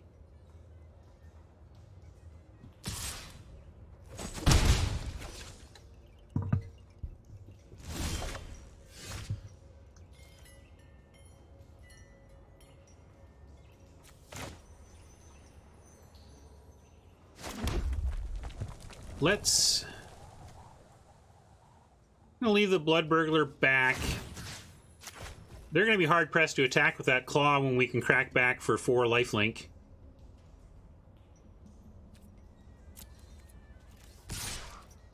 And what I can do from here, the skeleton is interesting. But what we can do here is now play Siegebreaker and Mastiff, and then next turn we can swing in without unblockability, and if they block with the Vorse Claw, the threat of Siegebreaker is pretty oppressive. You want the Skelly as opposed to the Mastiff. Why do we want the Skeleton? Just so that we can chump the Vorse Claw if we want? I mean, we're at 20. I'm not too concerned. But Mastiff isn't super important either, to be fair. Is that what you're thinking, Norbert? You just want chumpability? I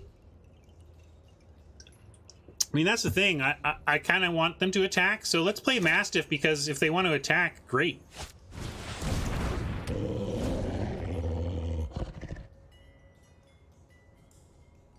I'd rather have something that's a...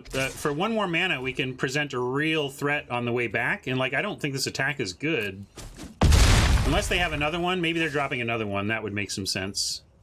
Or maybe they think now with the Siegebreaker they can't block anyway. Let's see, any reason to play this land or not? No reason either way right now, except we might draw something and want to pump. But we wouldn't draw, only a shock would change that, so let's not worry about it. And we're going to attack with everything here.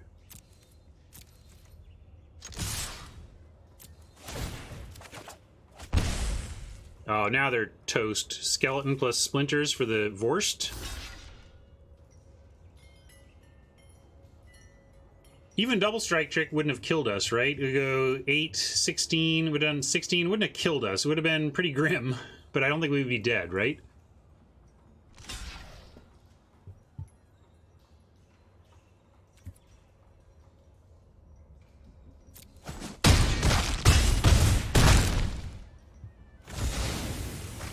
Yeah, this is not going to go well for Oppo. I think we get the scoop right here.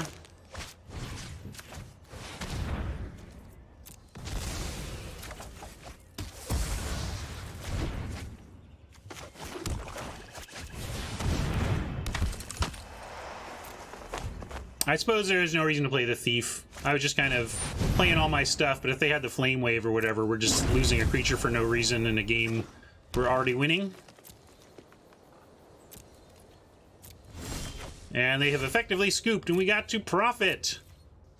Profit, everybody.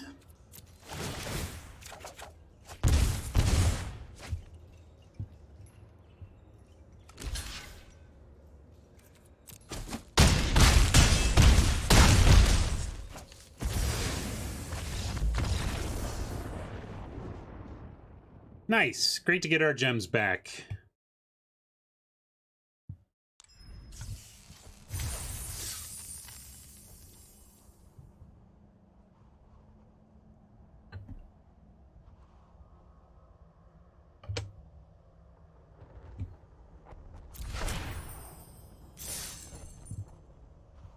Thanks, Robert.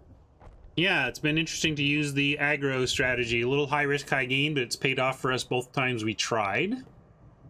Let's see. I want a brief break. I'll be back in a couple minutes, and we'll go for real profit. Go for the big money. Here, I'll bring up the deck for you to gaze upon as I step away for a second. Be right back.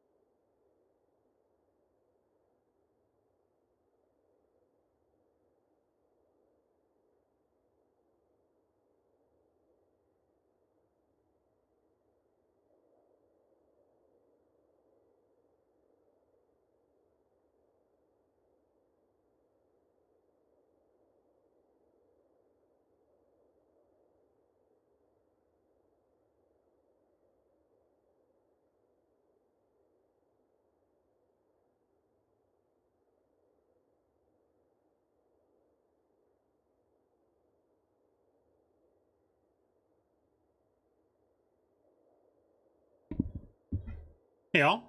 Thanks for sticking around.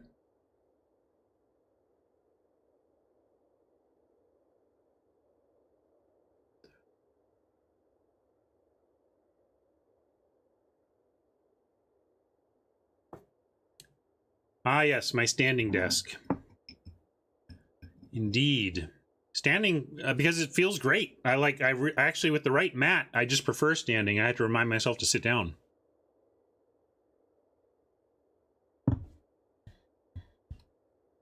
Yeah, treadmill desk would be interesting. If I could get, would you guys like me to start exercising while I play? You just see me walking the whole time.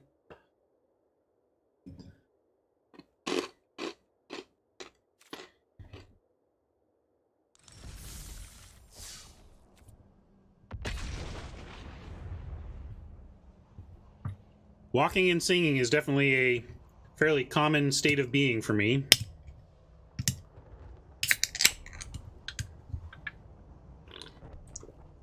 Quick side story. I used to have a Sega Dreamcast, and the RPG Grandia 2 had a setting where you could make the 4 members of your party, any of them, be AI based during combat. And so I had one of those indoor Nordic tracks, and what I would do for exercise, you'll love this, Dionysus. So I would go slowly and use the controller. So I'm Nordic tracking with the controller in my hand and going around or whatever and doing the RPG. And then whenever I encounter a battle, I had all 4 of my characters set to AI battle, so they would choose themselves what to do.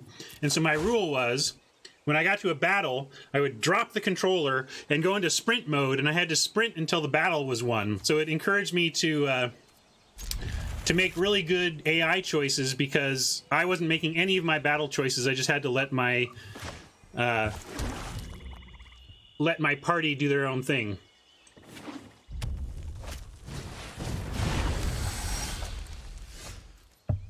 It worked. I lost a lot of weight during that stretch.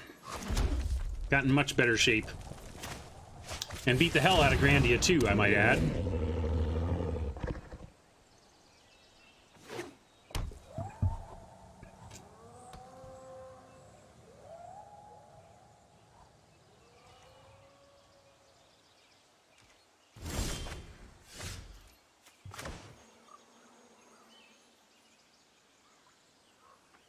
I'm gonna risk smuggle attack. They might have shock or whatever, but shock doesn't change the lethal, how lethal the spitter may or may not be.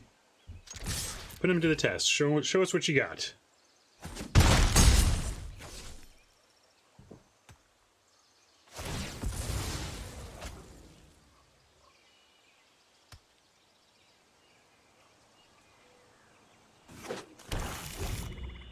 Dionysus, are you my mother on a secret account? Mom, if that's you, genius, I gotta say. But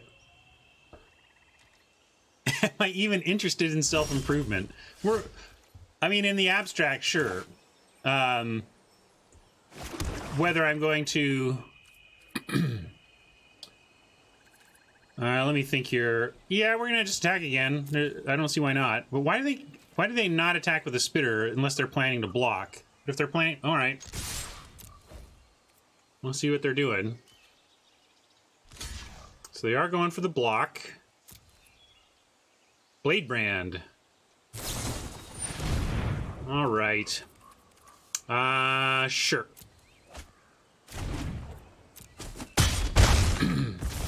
Could have figured out Blade Brand easily enough. We have Blood for Bones. We're just gonna keep dumping our stuff. It's a unfortunate hill giant here, but keeping the pressure on is important. Pretty easy swamp pitch here. Means we might not be able to Vengeful War Chief next turn, but still worth it.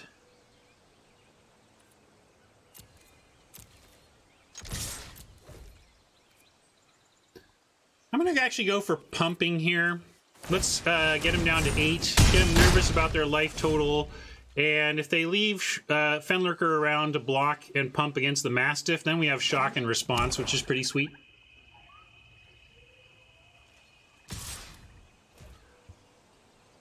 No, they want to attack, so I wonder what's coming here.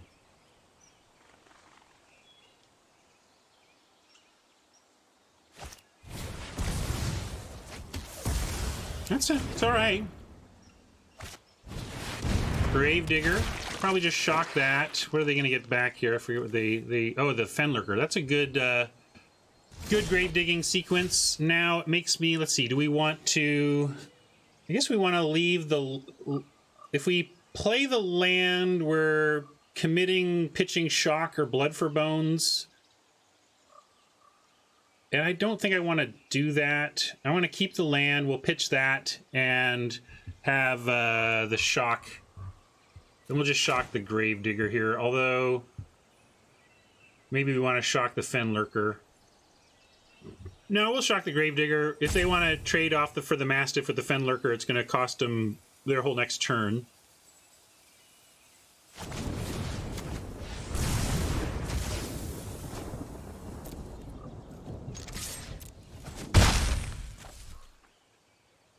That's true. We could pitch the Chief and get it back, but I like the line. We're on the line we're on. I'm going to pitch the Mountain, and I think we'll be fine from here. They're at 6. Let's see if this War Chief can get it done. Oh yeah, Fenlurker exiles as well. That's a... So it would have been a non-bow to try that.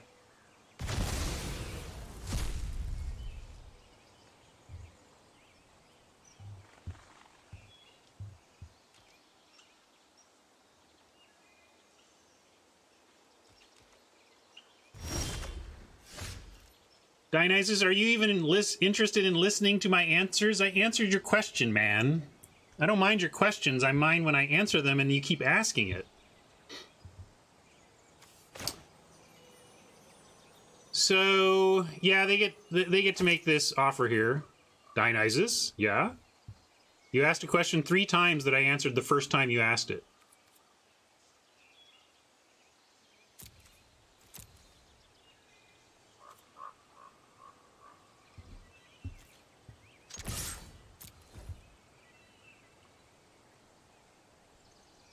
I basically gave you my answer. Like, yeah, sure, whatever. I mean, I kind of thought it was a silly question. Like, I mean, I guess there's some people who just truly don't want to improve at all. I would say, you know, but I am, yeah, sure, I guess.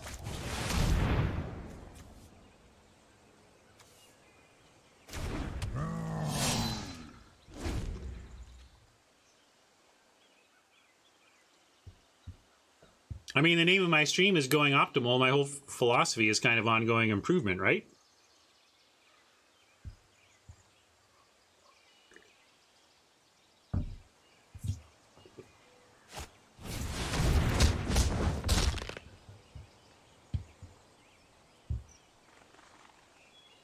No problem here so far. Oh, looks like maybe another, yeah, splinters.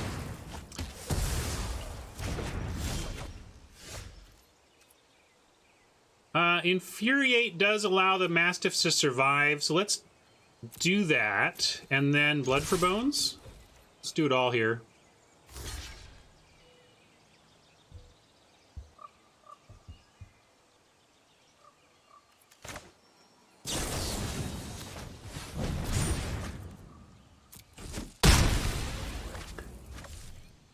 All right, what do we want? Let's see, we get the War Chief down, and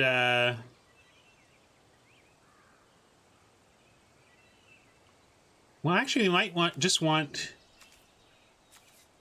I was thinking War Chief, but I think we just want to get Mastiff back with Smuggler, right? And then we smuggle the dog for the win? Make him have more removal?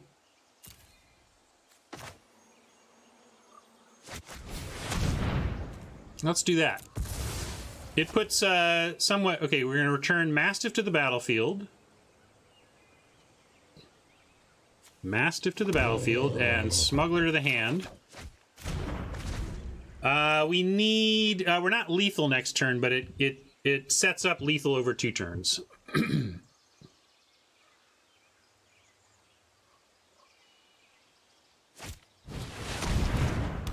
Oh, Smuggler hate. Well, I was expecting a blocker. That's the thing. Yeah, if they didn't play anything, sure. But this is exactly what I expected, is that they play something that makes it not lethal this turn.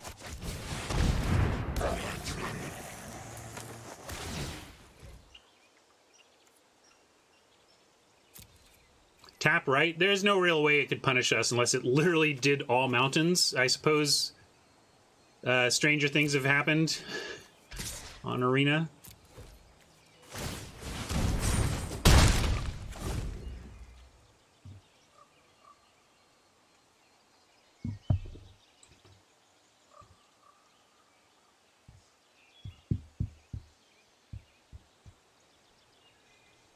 It's all about balance. I don't mind Dionysus talking about what he's passionate about. I don't mind anybody talking about what they're passionate about around here, if you give it a little balance. Dionysus, you can just take the feedback that maybe you're a little bit out of balance on how much you're talking about that subject based on what people are saying. Just something to think about. And you know me. If I think you've crossed any lines, you get 10 minutes in the corner. But I don't want to be mean about that. I'm a Dionysus fan. He's just got some funny habits that can require a little talking to sometimes. So what are we doing about this Oppo? That worked out pretty well. They're doing a lot of recursive stuff in our space. Were they black, red as well? I only remember the black now, and I can't remember what their other color was.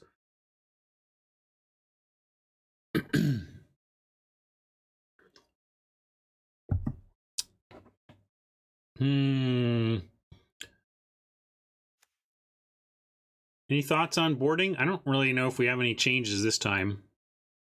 Certainly not bringing Maniacal Rages in against all this black removal.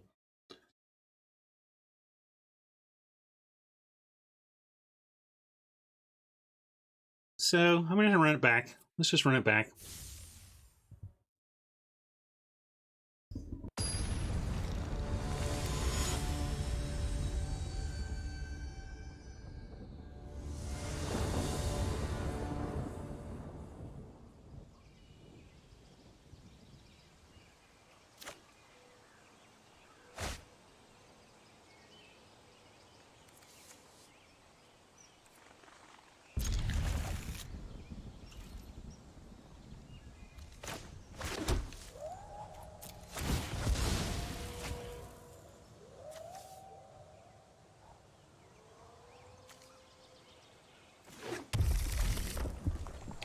We could wait to sack the Evolving Wilds until we draw.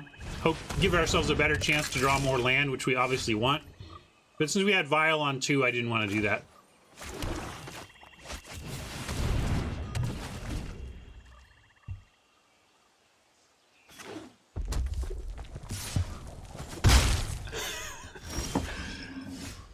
LOL, organic chicken.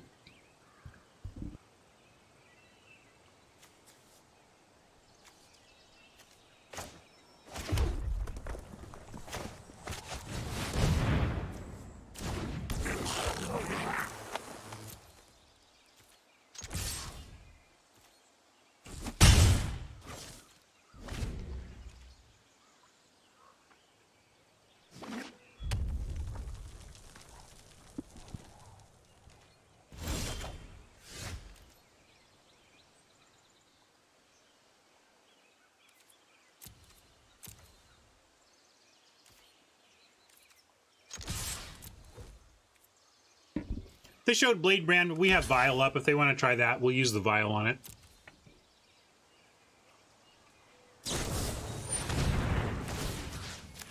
They get the Sanitarium Skeleton back, but they will not get the card off the Blade Brand, so this is totally worth it.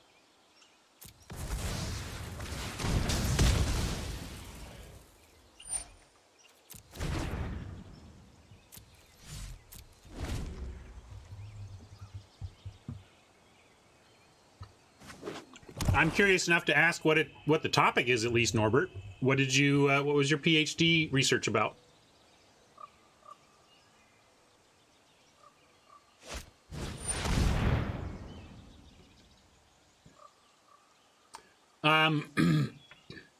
We had Soki asks, shouldn't I sack on their end step to give the information value.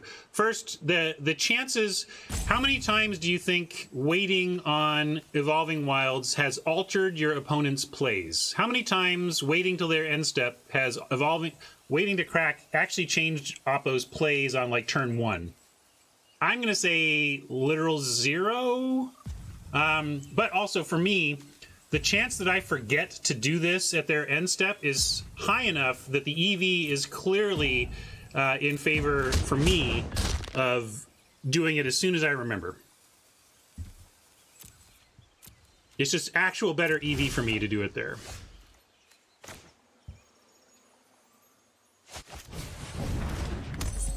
We really want to get our bag on. We can offer the, if they want to block, though, we'll infuriate here.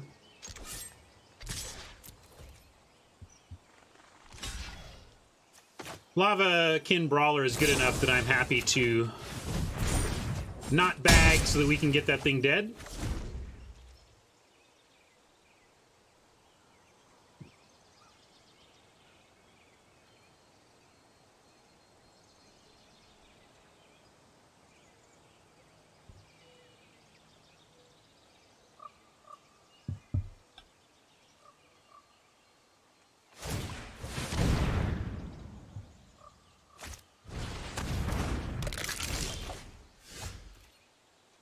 All right, well, we have Vampire plus Bag this turn at least, so that's nice. And we'll attack with the Smuggler, though.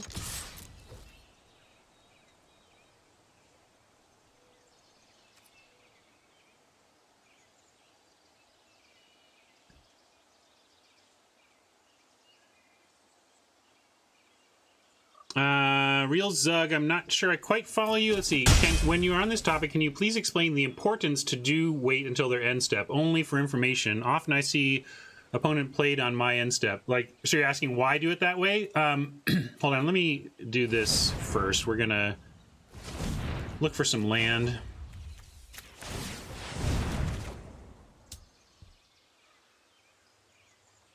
Found some land. What are we gonna ditch? From this into the bag. Let's send Siegebreaker into the bag. I don't think we're actually going to have a lot of time to threaten that activation anytime soon.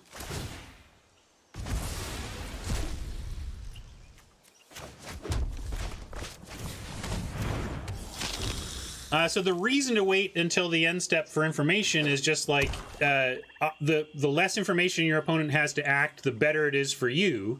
So if you have something you can do at the end of your opponent's turn and you wait, they have to do their whole turn without that information. So the information advantage is the idea of waiting to the last possible minute to force your opponent to act with as little information as possible. I don't want to talk about any more self-improvement stuff right now, Dionysus. We're just talking. I want to be off that right now. Now let's get Brawler down.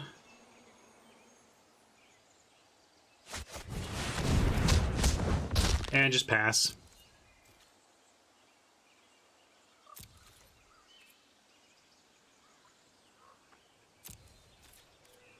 In turn. I could have made this unblockable, but I want to threaten to block the Epicure.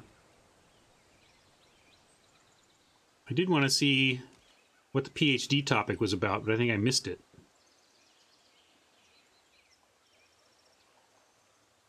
Oh, it was a joke? But see, now I know you're working on computational chemistry. That's interesting. Nanoparticles. Some smart S right there. I just played Magic.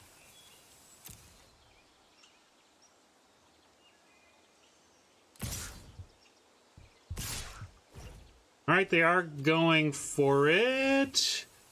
Let's see, how could this go horribly for us if we put the Vampire on the Epicure? What do you think this is about? How does this... How do we get worked over here? I don't see how we do, so I'm going to try.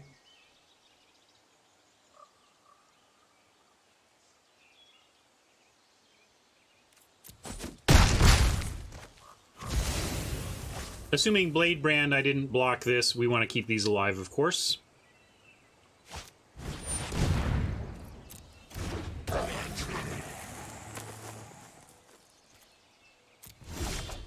Really hoping for land so we could go Brawler Shock. Instead, I think I'm willing to go Shock Burglar. Let's go Shock Burglar. Get that smuggler out of here.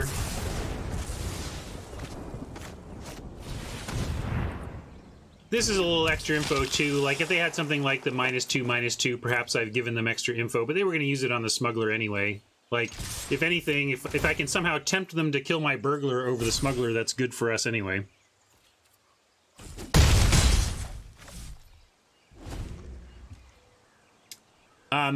Waiting till the end of their turn, I gave the informational reason, but I should also mention, just like in general, if you have instant speed stuff, as a default, you want to be able to react to what your opponents do. Boy. Got the recursion going, but I like our unblockability situation here. Now it doesn't even matter if we draw a land or a spell, really. We're going to drop the Brawler and make the other Brawler unblockable. Probably just offer up the Blood Burglar.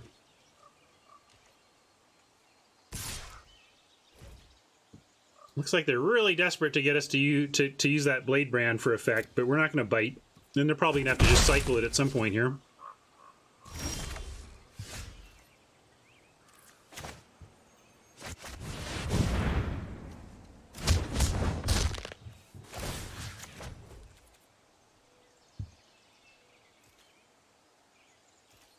Maybe we don't attack with the Burglar.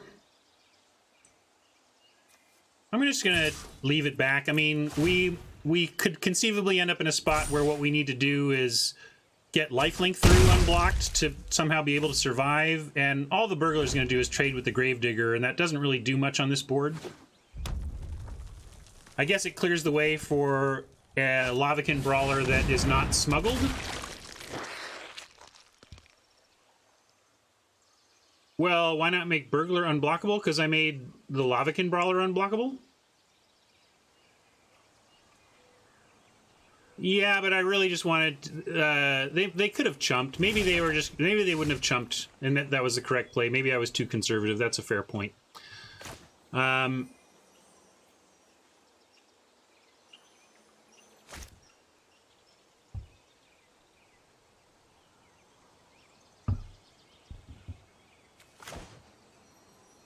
Thanks, Robert. You take care.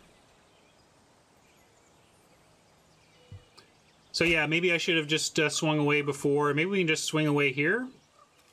Like, what's the real drawback to swinging away here? We have two 4/4s attacking, but we also just have... They can't seem to solve this, and we just kind of get it. I'm going to continue to play conservatively here and go for a 2-turn win. Because if we attack with anything else, they can do some stuff to trade, and I just don't feel like we need to do that right now. Although we could also go ahead and have them double block a Brawler, and then the Cutthroat comes down and does some stuff. Yeah, I could have bagged for Goblin too. That's a good point. We are still... That's still possible, right? We can still do that. Okay, let's... Well, then we don't have the ability to do a 4-drop, though. I'm going to do this. We're going to send everything. Make sure the one Brawler gets through, and then if they do want to double block the big Brawler, we have Fathom Fleet Cutthroat to really punish them on that block. Because we can take out one thing and then take out the other thing with Cutthroat, and effectively becomes a 2-for-1. Slightly smaller creature left behind as opposed to the 4/4, but...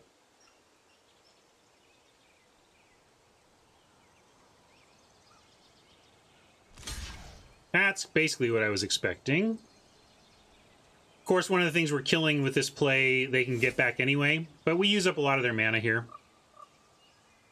Big Bo is back. Welcome back, Big Bo. All right, great.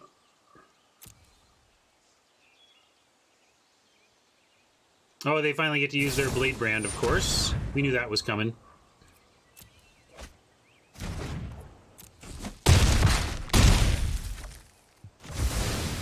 But we match a smuggler here, and it gets awfully tough for Oppo to win from this point.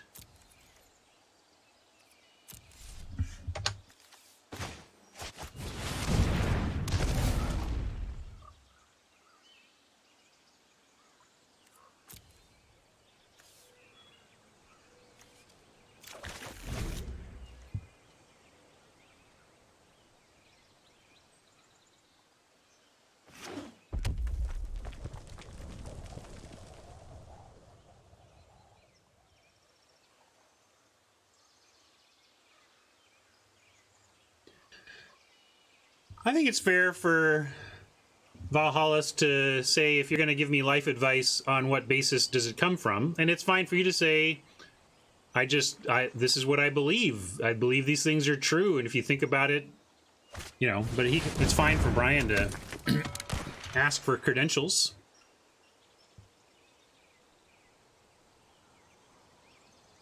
I try to be, you know, as someone who talks a lot to other people and tries to say useful, helpful things, I have to really watch myself about how much I'm not an expert at stuff, and make sure I'm acknowledging when my lack of expertise when appropriate, which is a lot.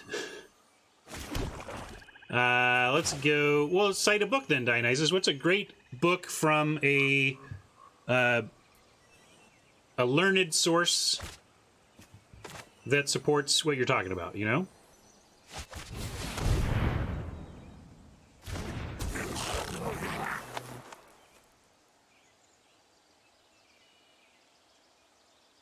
Nice. Awesome to have you, Medium. I love what you're working on. Save us all, please. Please save us all. We can't do it. Sorry, Oppo. It looks like I'm slow rolling, Oppo. I just also do want to make sure that attacking, you know, is all correct. We'll just do this.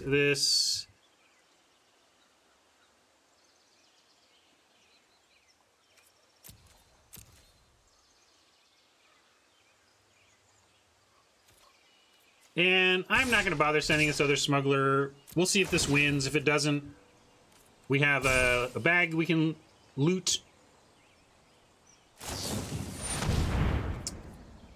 All right. This is why I didn't want to run the smuggler into, because then they just go block, eat, and this way at least we didn't get our smuggler eaten.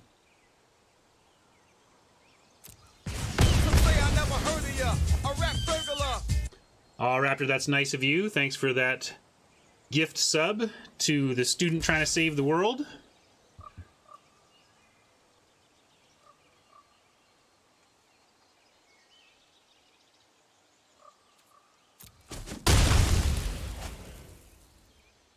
No need to activate bag now. I guess when we do, we can do shock. We wouldn't have bone splintered. We do have some 1-mana plays. That's the thing. Is Vampire still in the deck? No, Vampire's out. So Vampire and Shock were out, and Infuriate. There wasn't much left.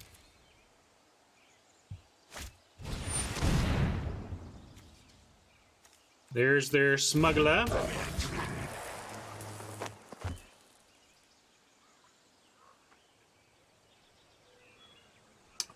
Well, if you're talking about opening packs for constructed, yeah, and they tend to be mythic. Yeah, there's some great rares though in the sets, but you should check your rare and your mythic, and you can see that by the color of the symbol if you remember that, Bo. I'm not sure what all you remember, but the rarity can be divined by the color of the set symbol.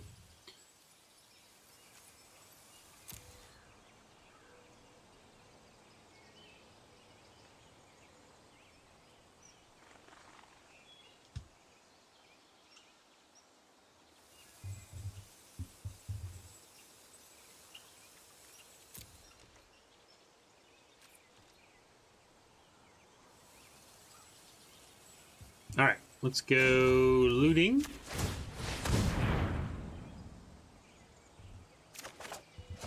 Easy land.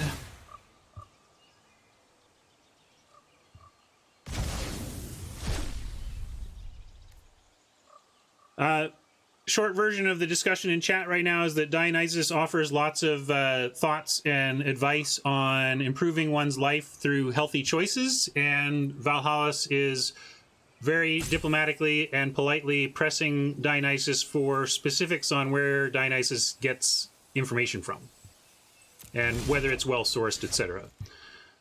Funny, 3 smugglers still doesn't get 2 smugglers in unblocked.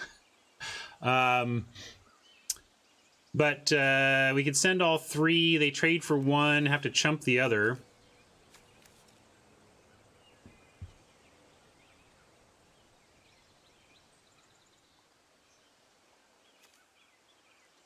I'm just going to do this. And attack, and we'll play Fathom Fleet. Although I guess if we do that, let's loot first. If the plan here is Fathom Fleet.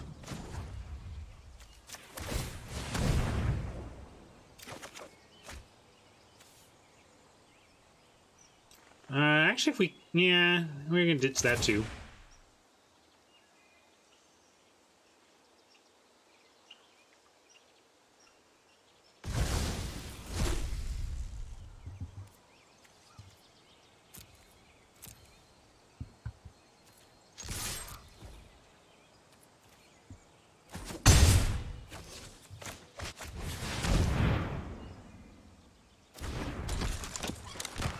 Come on, big profit.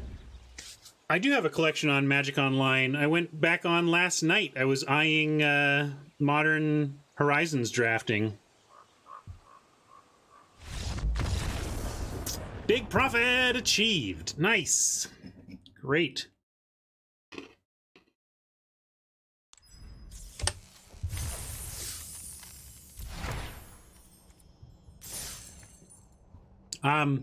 I actually had about 1,000 tickets on Magic Online because I played Magic Online from the very beginning. When I went into Wizards, I said something that I think was true, which is that I was the person at Wizards of the Coast with the most hours in the company logged on Magic Online because I had been playing daily since launch. So I just felt like there was nobody in the building who played the game more than I did, and I think I was right about that. But also the benefit of having played the game from very, very early and doing a lot of limited is that I racked up a ton of old commons. Just like I got tons and tons of old commons. Then they introduce Pauper onto Magic Online, and suddenly these worthless commons, some of them are worth $1 to $3 on Magic Online. And I just keep unloading all my stuff and got about 1,000 tickets. But I traded a bunch to Adam for some cards, so.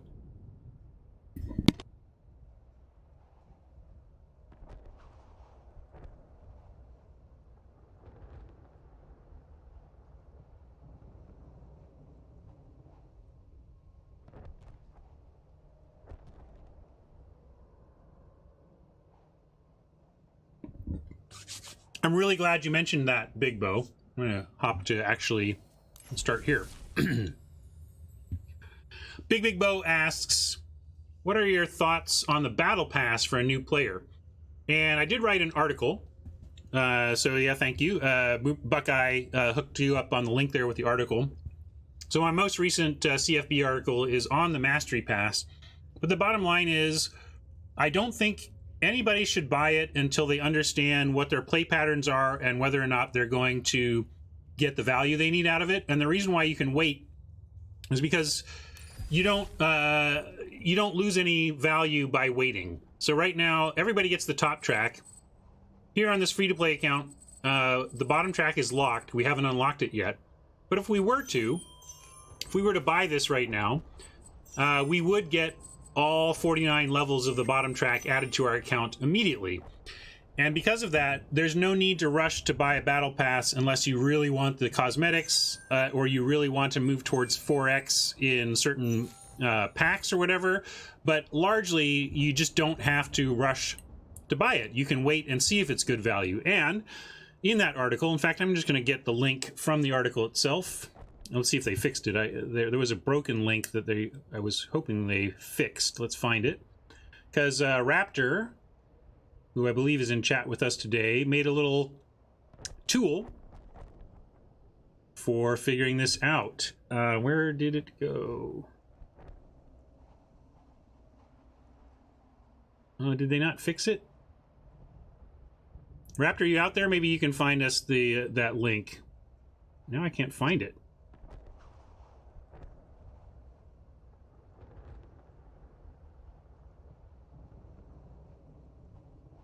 Okay, Raptor's gonna get the link. Sorry. So, no, East is not. It's not. This is not. David Ochoa. Is that David Ochoa's nickname? Is the Raptor, right? All right. Sorry for that little hiccup in this lesson, but I appreciate that. Raptor gave us the drive. So what we're gonna do here is show you. You can use the link that that Raptor has posted here, and I'll show you what it does, and we'll use it right now to see about how we're doing in this. So we're at level 49, but let's call it 50. We're basically on the edge of level 50. If we completed all of our quests, we'd be at 50. And then I'm going to go to left monitor here to show you. Give me 1 second to get this set up visually first. Oh, let me zoom. View. Zoom. 1 second. That's about perfect. Okay. So the link just posted is right to here. Oh, I want to do this actually though.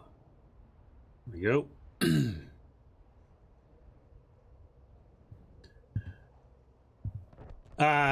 And we answer these questions. What level do you plan on reaching? Well, let's say right now we're at level 50. Oops, I need to make a copy of this. Sorry, we go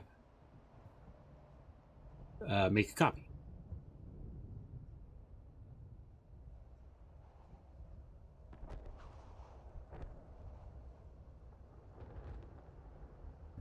All right, we're gonna hit level 50. How many gems are the following worth to you? 1 pack. Some of our packs, so this 22.5 is assuming 7 out of 8 times you get a rare that is worth gems to you from rare drafting, and 1 out of 8 times you get 40 gems from the mythics. But we're not guaranteed on all of our packs to do that. I'm going to lower this to about 15 to get a rough average of how many of these free packs we open actually produce gems for us. 5,000 gold is definitely worth 750 gems to us because it's the equivalent of a ranked draft entry, so we're cool with that. 1 mythic rare ICR. I'm going to put this at 0 because I don't know that we're going to get 4x of mythics, so there's no guarantee that those produce gems for us as a free-to-play player. And we definitely don't care about the planeswalkers, the predetermined planeswalker cards, their card style, so this is what we care about.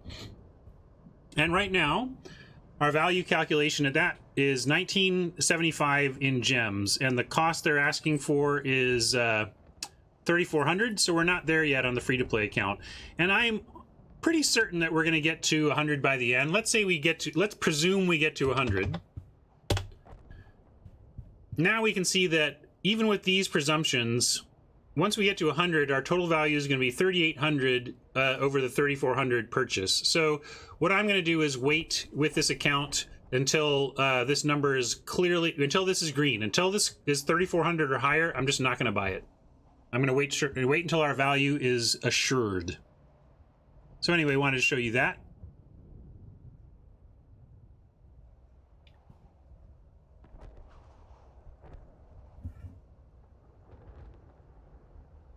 And thanks, Raptor, for making that. It's really a sweet tool.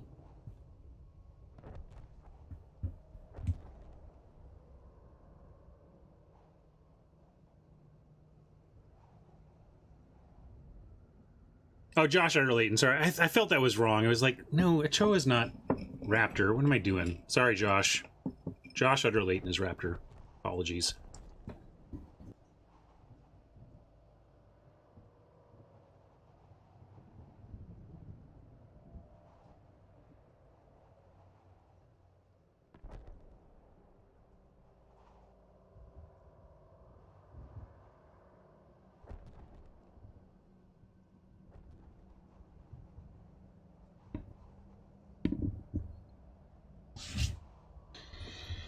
Yeah, saving the gems up to get to the 3,400 can be tough, which is also why I don't want to do it. It's more important to me to play every day than it is to extract value from the Mastery Pass. So my focus is on maintaining a bankroll that allows us to play every day. And then if clicking this button gives us 3,400 in value back, then I'm happy to do it if we have the gems at the time. And if not, we'll do our best to regain some gems, but so be it. It's not even that big of a deal, right? Like, we looked at that whole thing, and according to the values we can expect to have matter to us in this system, we're getting a whopping 400 gems of value out of it if we buy it at the end. So it's not a big deal either way. All right, let's see if we can get to 5-0, huh? Oh, that's ranked.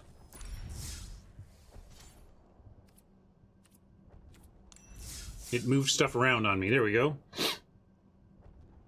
Yeah, it's basically, it resets the day the new set comes online. Basically, whenever a new set releases, boom, the Mastery Pass resets.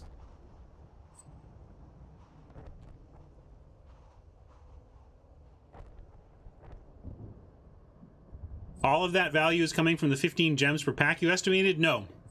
That's one factor. This thing actually gives you gems. Like, for example, make sure you can see it here, but like at level 49, we just earned 200 gems. So it's counting those as well.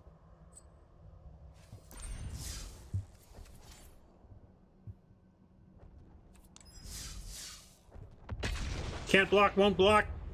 Get there for 5-0.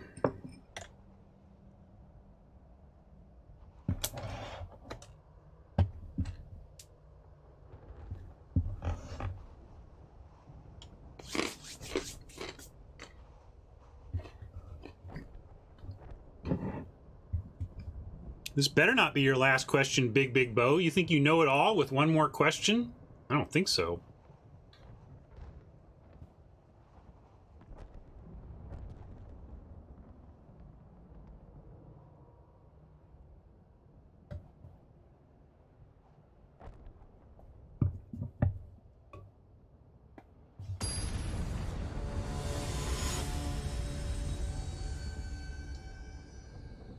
You got it, Medium. It's always a good stream to catch. We have a lot of fun around here.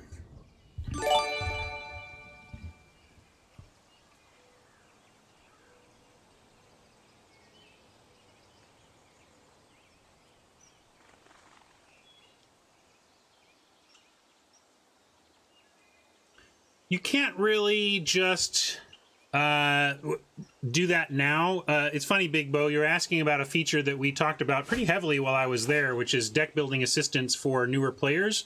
Deck building is so intimidating, but you just have to look up internet resources. The game itself is not going to help you with it. We'll keep here. The game itself isn't going to help you with it, but the internet sure will. And I think there are even tools on the internet that, like, you can plug in the cards you have and it'll suggest decks to build based on what you have. I can't promise that, though. I haven't used any of those specifically, but I feel like those were available. I'm going to go Evolving Wilds for this swamp now and skip turn 1 bag.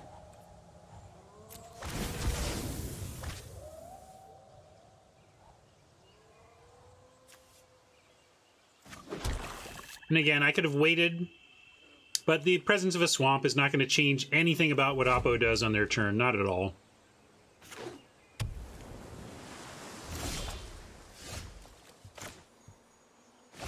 We'll go with Blood Burglar first. Doesn't require... It can't really pump. We don't have mana to pump right now, and if this can connect even once before they get established, it cannot, it turns out.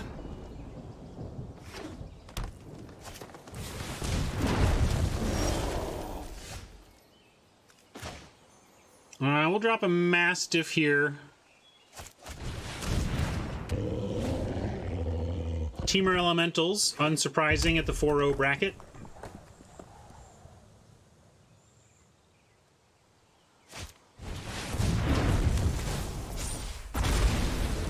Well, they can't attack with a... Whoa! I was going to say, what? You can't attack with a Trailblazer.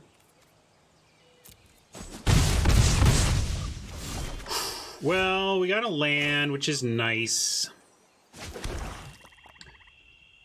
This pumps into a million, and we may just have to go ahead and bag and splinter the Mastiff. Sad as it is, it turns these into 1/1s again, which we kind of need to do. So given that we're going to do that, I'm going to go ahead and attack with the Mastiff. It's a sad state of affairs, but not much choice here.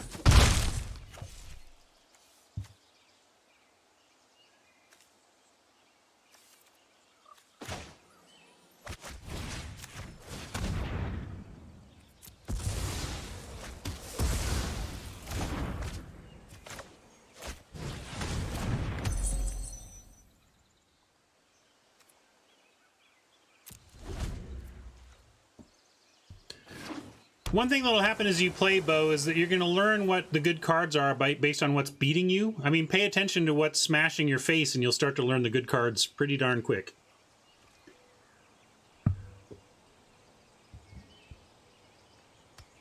But I like Mama's suggestion. After this event, I'll show you how I would approach it, Big Bo, okay? Give me a reminder when we're done here.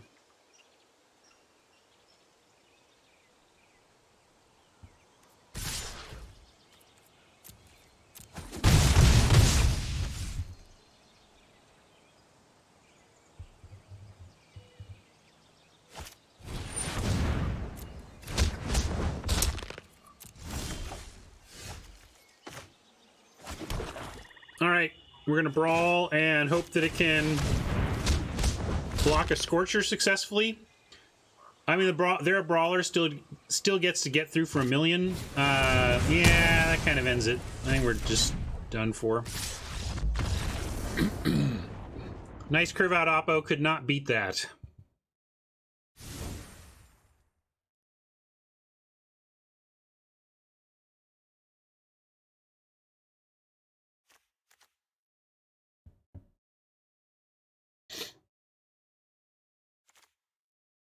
Teamer Elementals means flyers might be a thing, but I can't quite bring in an airstrike till I've seen one that hits it, because if like they have air elemental, doesn't even get it.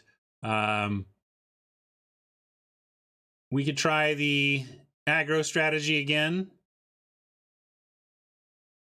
They're mostly on the ground. The green-red seems to be their primary. We could get worked over on blue, but against green-red primary, I do like the rage plan. So I think I'm going to try that.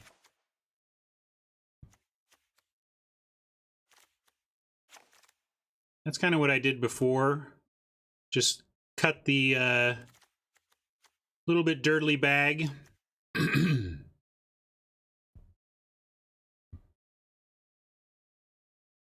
Skelly. Do we want a second Skelly just to support that? I mean, I think I don't even want a second Skelly, even though I see what you're going for there. I think I just want the one. Because skeleton is, like, born to die. I don't want to put rage on a skeleton all that much. Even if it's a nice turn 1, turn 2 sequence. I'm just going to do this.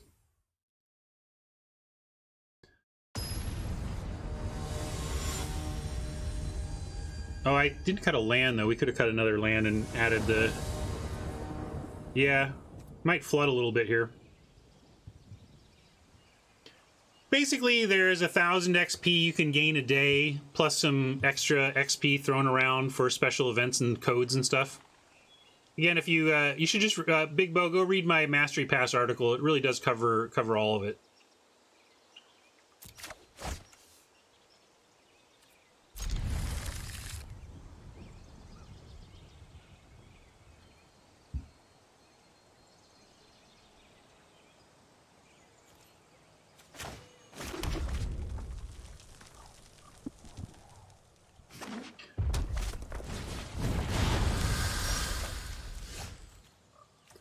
With no 2-drop, we'll go ahead and call this Evolving Wilds a 2-drop.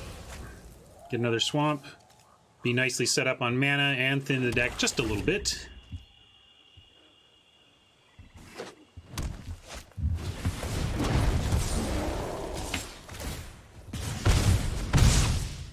Oppo has our deck from the other day with the non-endless Trailblazers deck.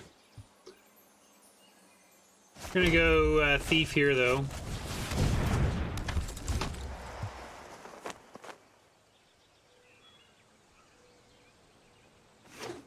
Find out if they have a shock.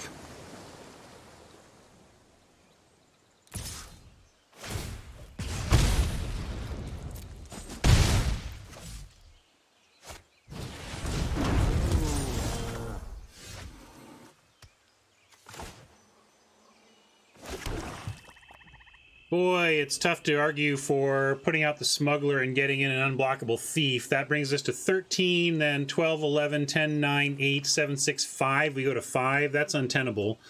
So we can offer the Thief for an Ember Cat, but then we have to play a Brawler or Siegebreaker. Probably Brawler for the better butt. But we'll offer this for the Ember Cat. Their lack of block makes you think they probably have an answer to the Brawler, in which case this may be a short match in which we give up our foul to give in the pursuit for 5 wins.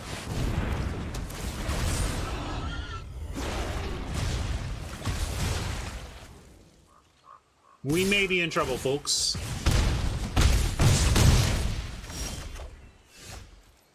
Yeah, Oppo has a great deck, so whatever. We did what we could, and we're toasty. Like, we chump, and then they pump, and we're dead. So, good one, Oppo. Your deck is nuts. Very nice.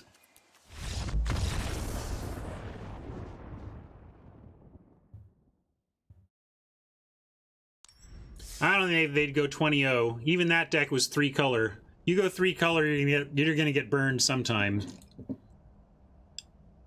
Although it best of 3, so maybe they get all of their screw out of the way in one of their losses.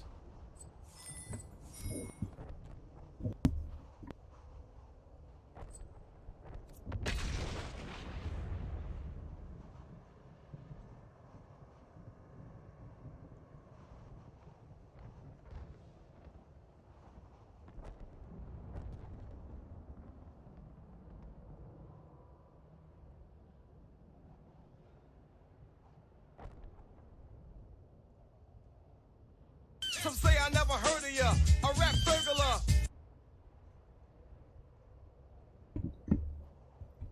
Thank you so much, Colin. Brian, if it were Friday, think how far behind you'd be on stuff.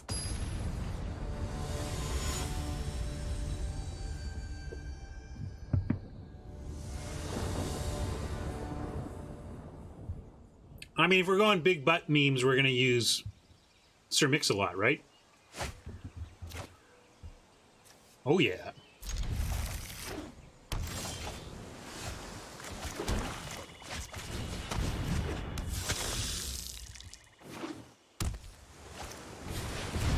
Oh, no.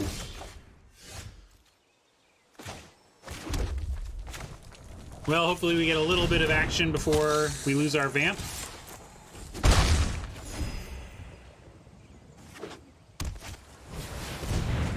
Great. Wing Words is another extra turn of attacking Vampire of the Dire Moon.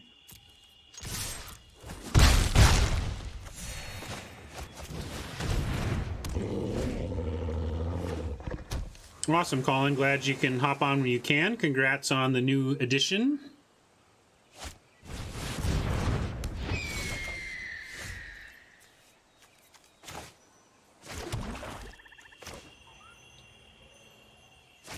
We're gonna smuggle the burglar.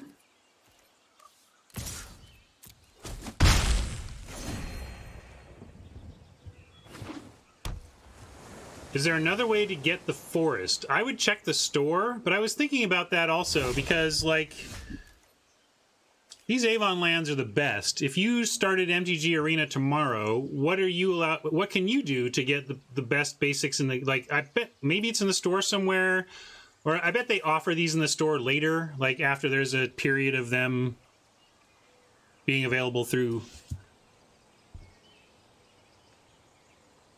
Yeah. Yeah, it makes sense. All right, what are we doing here? We got blood for bones, but that doesn't do anything for us yet.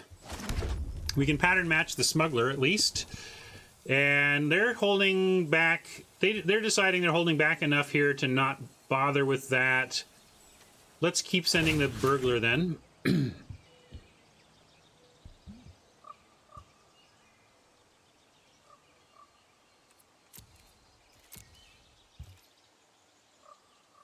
Yeah, it seems like they're color screwed. That would be a good guess right now. My assumption is that for 5 weeks running, we will get events that allow us to earn the 5 Avon lands, because we've had the first 2 here.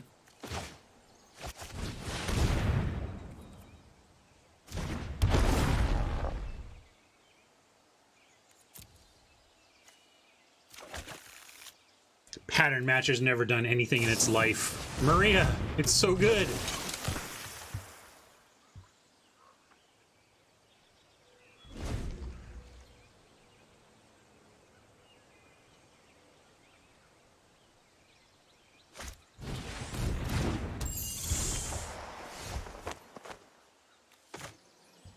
Double smuggle is going to be very nice now.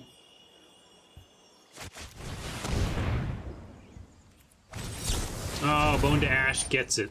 All right.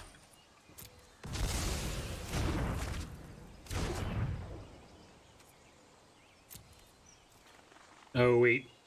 I forgot to... Oh, wait, maybe I still can. Yes, still can. All right, we're going to send in this unblockable. And we're going to send in the Pattern Matcher. We'd love to trade it off,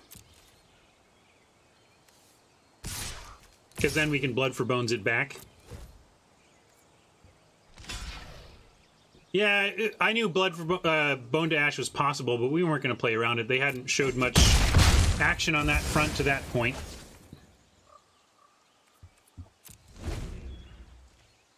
I guess I could have sent Mastiff and gotten an extra pump in. That would have been a little better. We'll see if that damage matters. I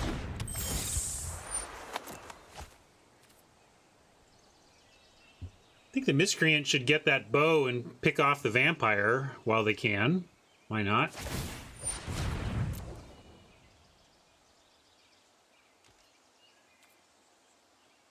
No, I was saying I made the burglar unblockable for 2 points of damage and 2 gained life, as opposed to 3 points of damage and no gained life. And I think 3 points of damage and no life would have been better. No, I didn't know Roger. I didn't know that name. I certainly know the iconic look of Yes album covers, but I couldn't have given you the name of the artist.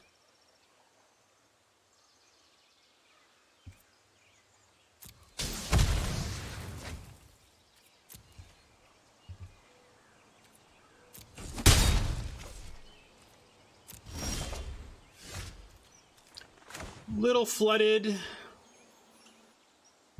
but it's okay. I am going to do this play now, though. Let's see. Well, if we're doing Blood for Bones, let's see. 4, 5, 6, 7. We could pump once and still Blood for Bones if we want to, but what are we even doing? We get back Smuggler and a Pattern Matcher, and we can get a third Smuggler. I guess that's good. A bunch of Smugglers just win the game here, right? So let's go Mastiff.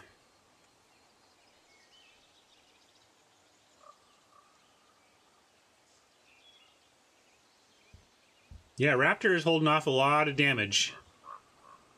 We're going to try and smuggle our way past it.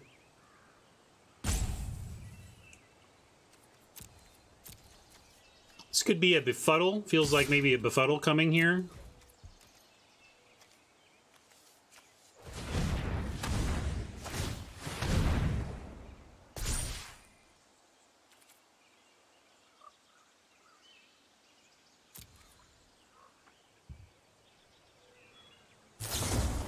There it is. In this case, I'm happy. Well, Befuddle, Convolute doesn't create the pause. Oppo had a pause there that suggested an instant they could play at any time.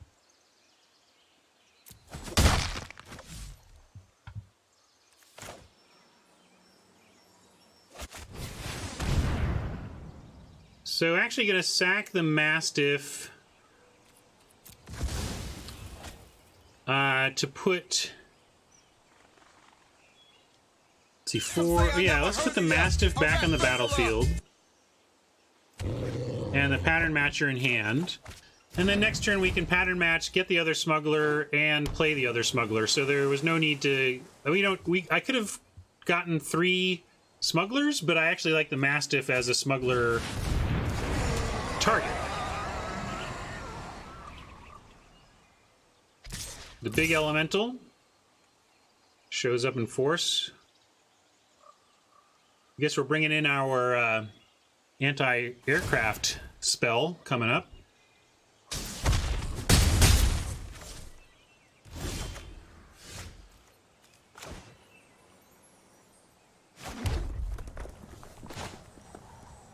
We could just smuggle, attack for 5. We have a 2-turn clock. If I mess around with Pattern Matcher, it actually extends the clock. And they're not showing the ability to stop this clock right now, so I'm just going to go for the 2-turn win and not worry about the Pattern Matcher so much right now.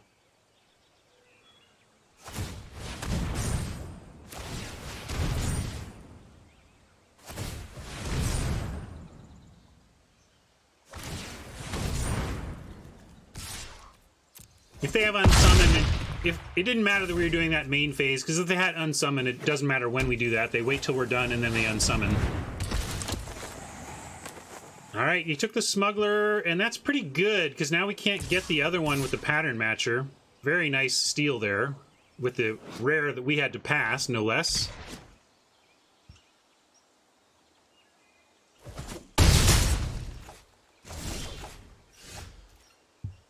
Infuriate is nice, though.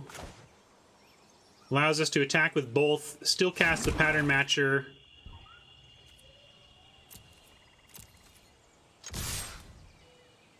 One of these is going to die, though. Maybe we don't send both, because whatever we don't infuriate dies, unless they put the agent on the Mastiff, which doesn't really make sense. I'm just going to send the Mastiff.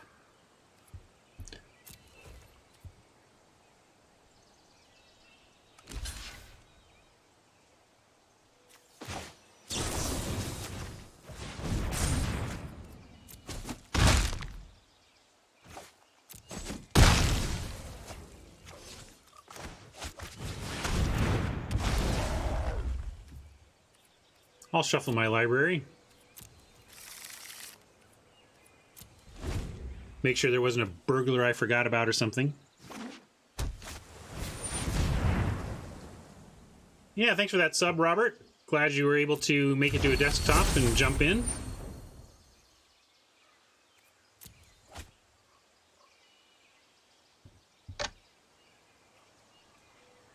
Because then the Mastiff dies. It had... First Strike, and Mastiff only pumps power.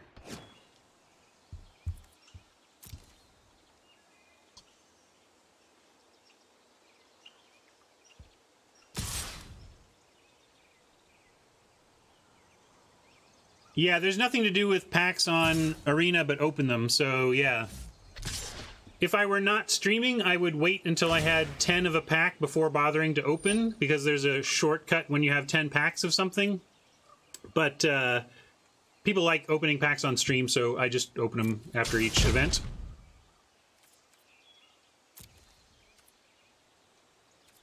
All right, let's just pull our third Smuggler right off the top. It's close. If we send in here, they've got... This is very suspicious. Makes me think... They've got another Befuddle. If they Befuddle, I think we just have to accept that, drop the Brawler. We don't have much to do here but attack and hope. I'm going to do that. Attack and hope. Especially with the First Striker dead. Well, I guess if we send the Blood Burglar, it just gets eaten by the agent. So I'm going to send these two. No need to have it just straight up eaten. Cutthroat, we'll see. If they have another follow-up, that's a little rougher. But they need 2 follow-ups for it to not just still at least trade with what we're attacking with.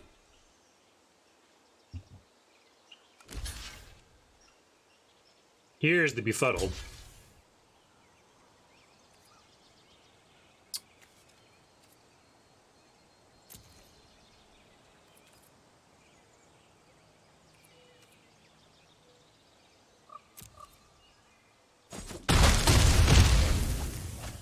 Well, if it's Bone Dash, it's no good no more.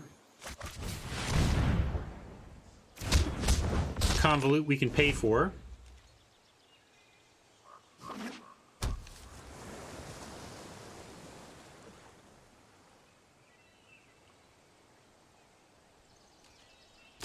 Yeah, I could have killed the smuggler, but I actually thought it was more important to get toughness out of the way for our attempt to get them from 4 to 0.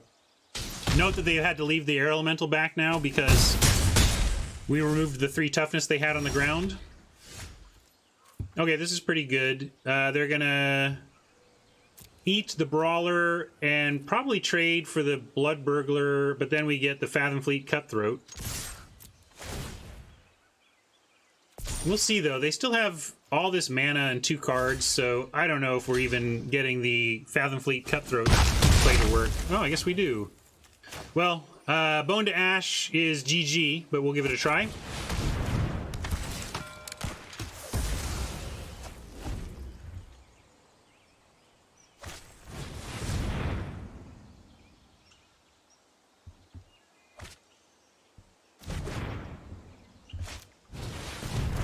I think we already used Blood for Bones.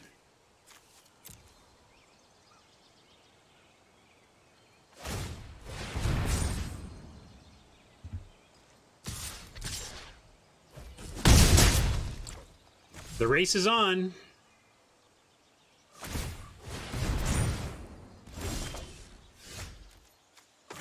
Oh, bag.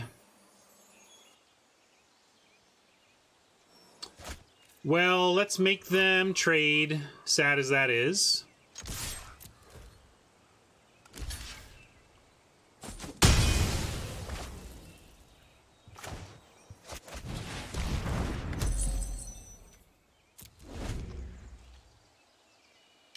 We're going to throw whatever's on top of our library into this bag, and then maybe it's something that we want to sack for next turn or whatever. Maybe I'm playing lands too quickly given the bag. It's fair. No, I don't think we used all the mana. Well, bag's got to come through now, or this one has slipped away. I thought we had this, but Oppo found enough removal to stop our alpha.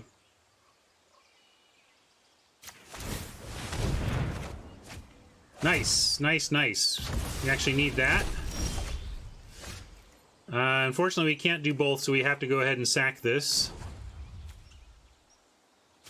Or we're dead.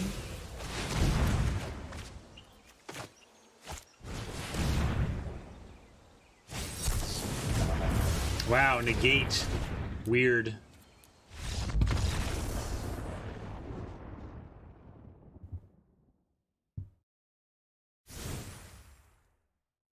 Negate's pretty narrow, but it obviously, when it works, I mean, when it hits something, it's great. The risk of negate is that it sits in your hand for a while.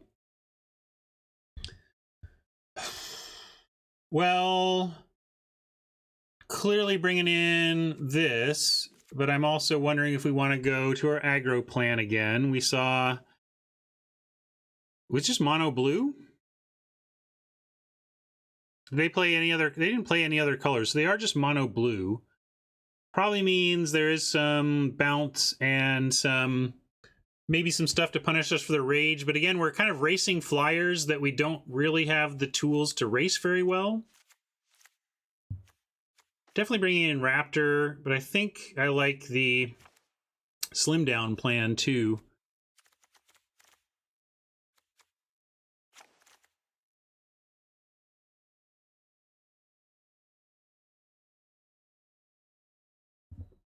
Might even want to cut the vampire as the only thing that dies to the bow. I want to be faster than that. I'm leaning into the rage plan where we try to get the jump on them.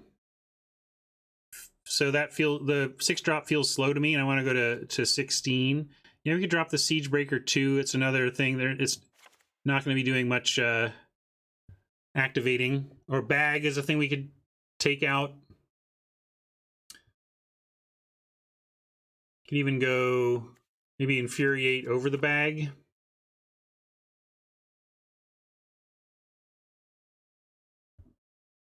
It's not even that it blocks, but we can hook it up with a Maniacal Rage, which is really nice. So I'm going to keep it.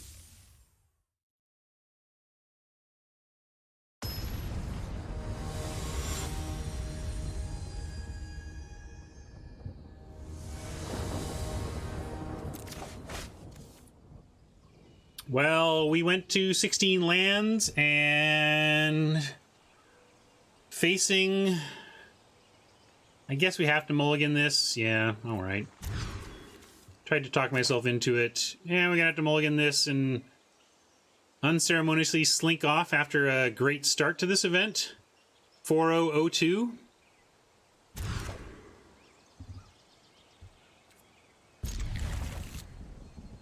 Well, well, well. We're going to send Skeleton back and one Mountain and hope that we can get there on the rest of this. Even though we could cast Skeleton, it's not very impactful, and I wanted to go for keeping our impactful stuff.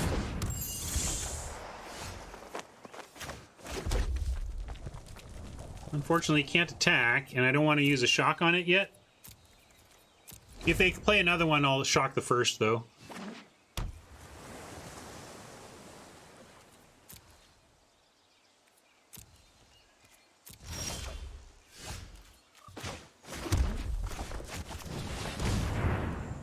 Negate.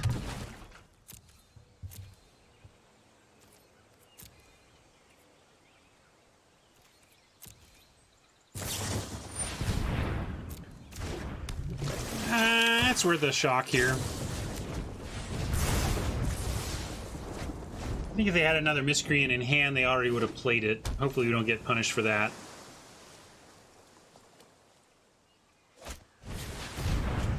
Yeah, worse than a Miscreant. I mean, better for them than another Miscreant. Just straight up draw 2 for 2.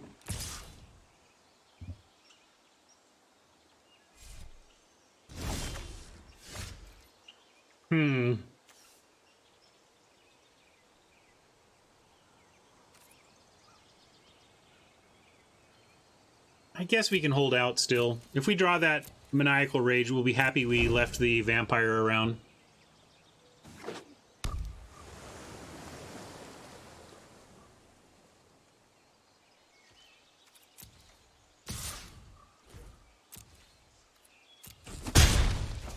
Well, yeah, I'm gonna go ahead and get that one at least. They get their card off it, of course, but I don't want to sit around taking 2 in the air.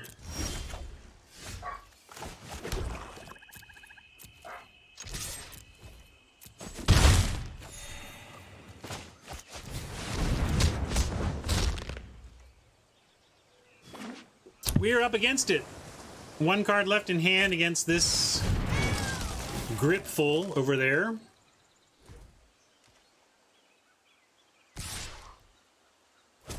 I think I'll Infuriate that Frost Lynx here.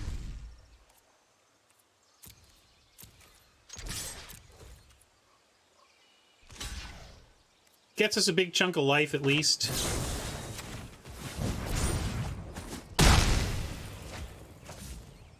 And we could go for the Miscreant. They haven't shown another one. I'm going to wait for bigger, badder flyers. Do you like that? I'm gonna save the airstrike. Now I'm gonna get miscreanted so hard. Oh, all right. Well, getting impatient, and I want to play this Cutthroat, so I'm gonna Hey, Warmongandar, thanks. We'll see you. I'm gonna go ahead and do it, but this is so bad. Like, look at this. They've probably got... I'm not gonna do that. They have 5 cards and 6 open mana, and they've shown Befuddle and stuff, so I'm not just gonna give them the Vampire for a Befuddle.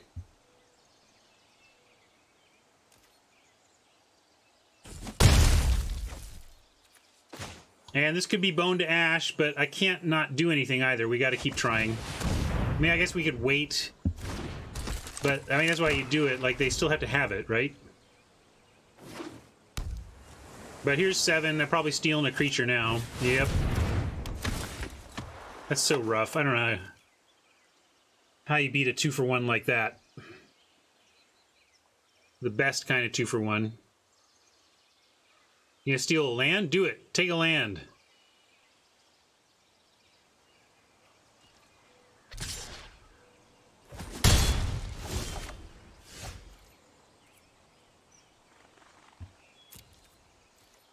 Yeah, it's a 3-for-1, you're right, sorry.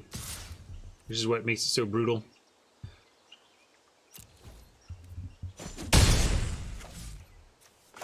Yeah, we'll play this out.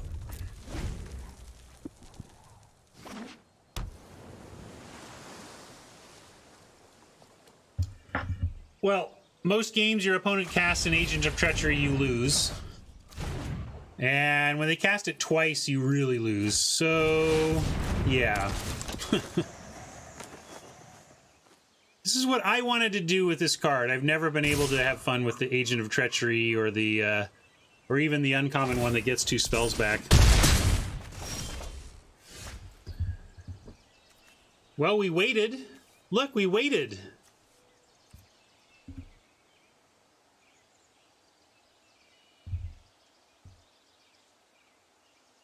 Thing is, a 5/5 doesn't even get it done here. Where would we put this that mattered from here?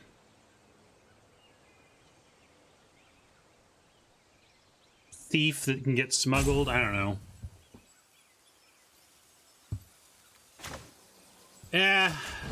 Kind of waiting to die.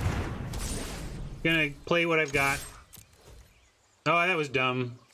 Of course they're just gonna do that. Now I'm really waiting to die. Maybe they'll be fooled. This is so obvious that they won't do it. Yeah, get out your punts. I mean, it's kind of a wave the white flag punt, but I shouldn't have done that. It's just that we're just so dead.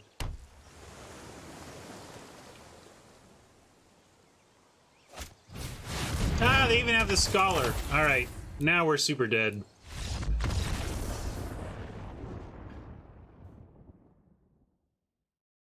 I'm not sure if we were doomed. We certainly weren't so doomed that I should have been that boneheaded. I don't mind being, like, regardless of our doom state, I need to be tighter on my plays.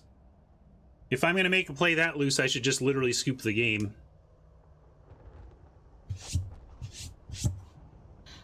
Well, that was frustrating to get 4 wins without a loss and then not be able to find the 5th, but we're never going to complain about real profit. 1,800 gems back on the 1,500 entry, plus a little gem grind, plus rares that we added, and these booster packs here. And of course, we always get the extra pack, right? So we're totally gonna get a second pack out of this.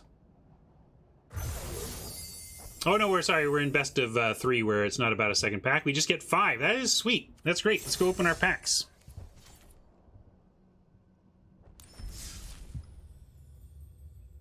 Oh, we need to be here, though.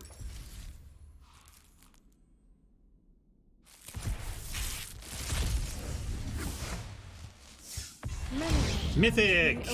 Mythics are good.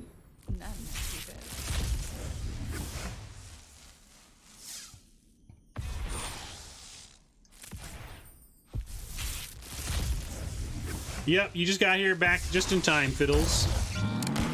I busted it out, though. Were you here? I don't think you were here. Fiddles shipped me the mostly dead meme, so thanks, Fiddles. Except it's busted. Let's see, how do I fix that? Your friend here is only mostly dead.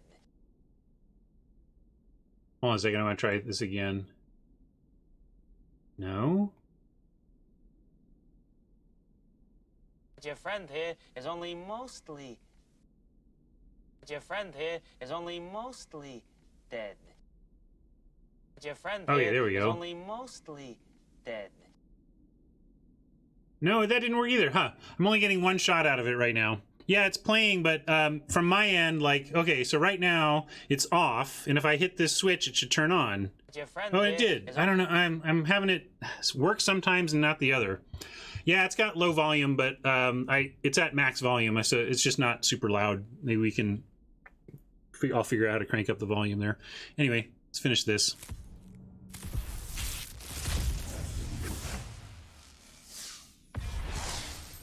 Yeah, it's just you weren't seeing the times where I was telling it to play and it wasn't.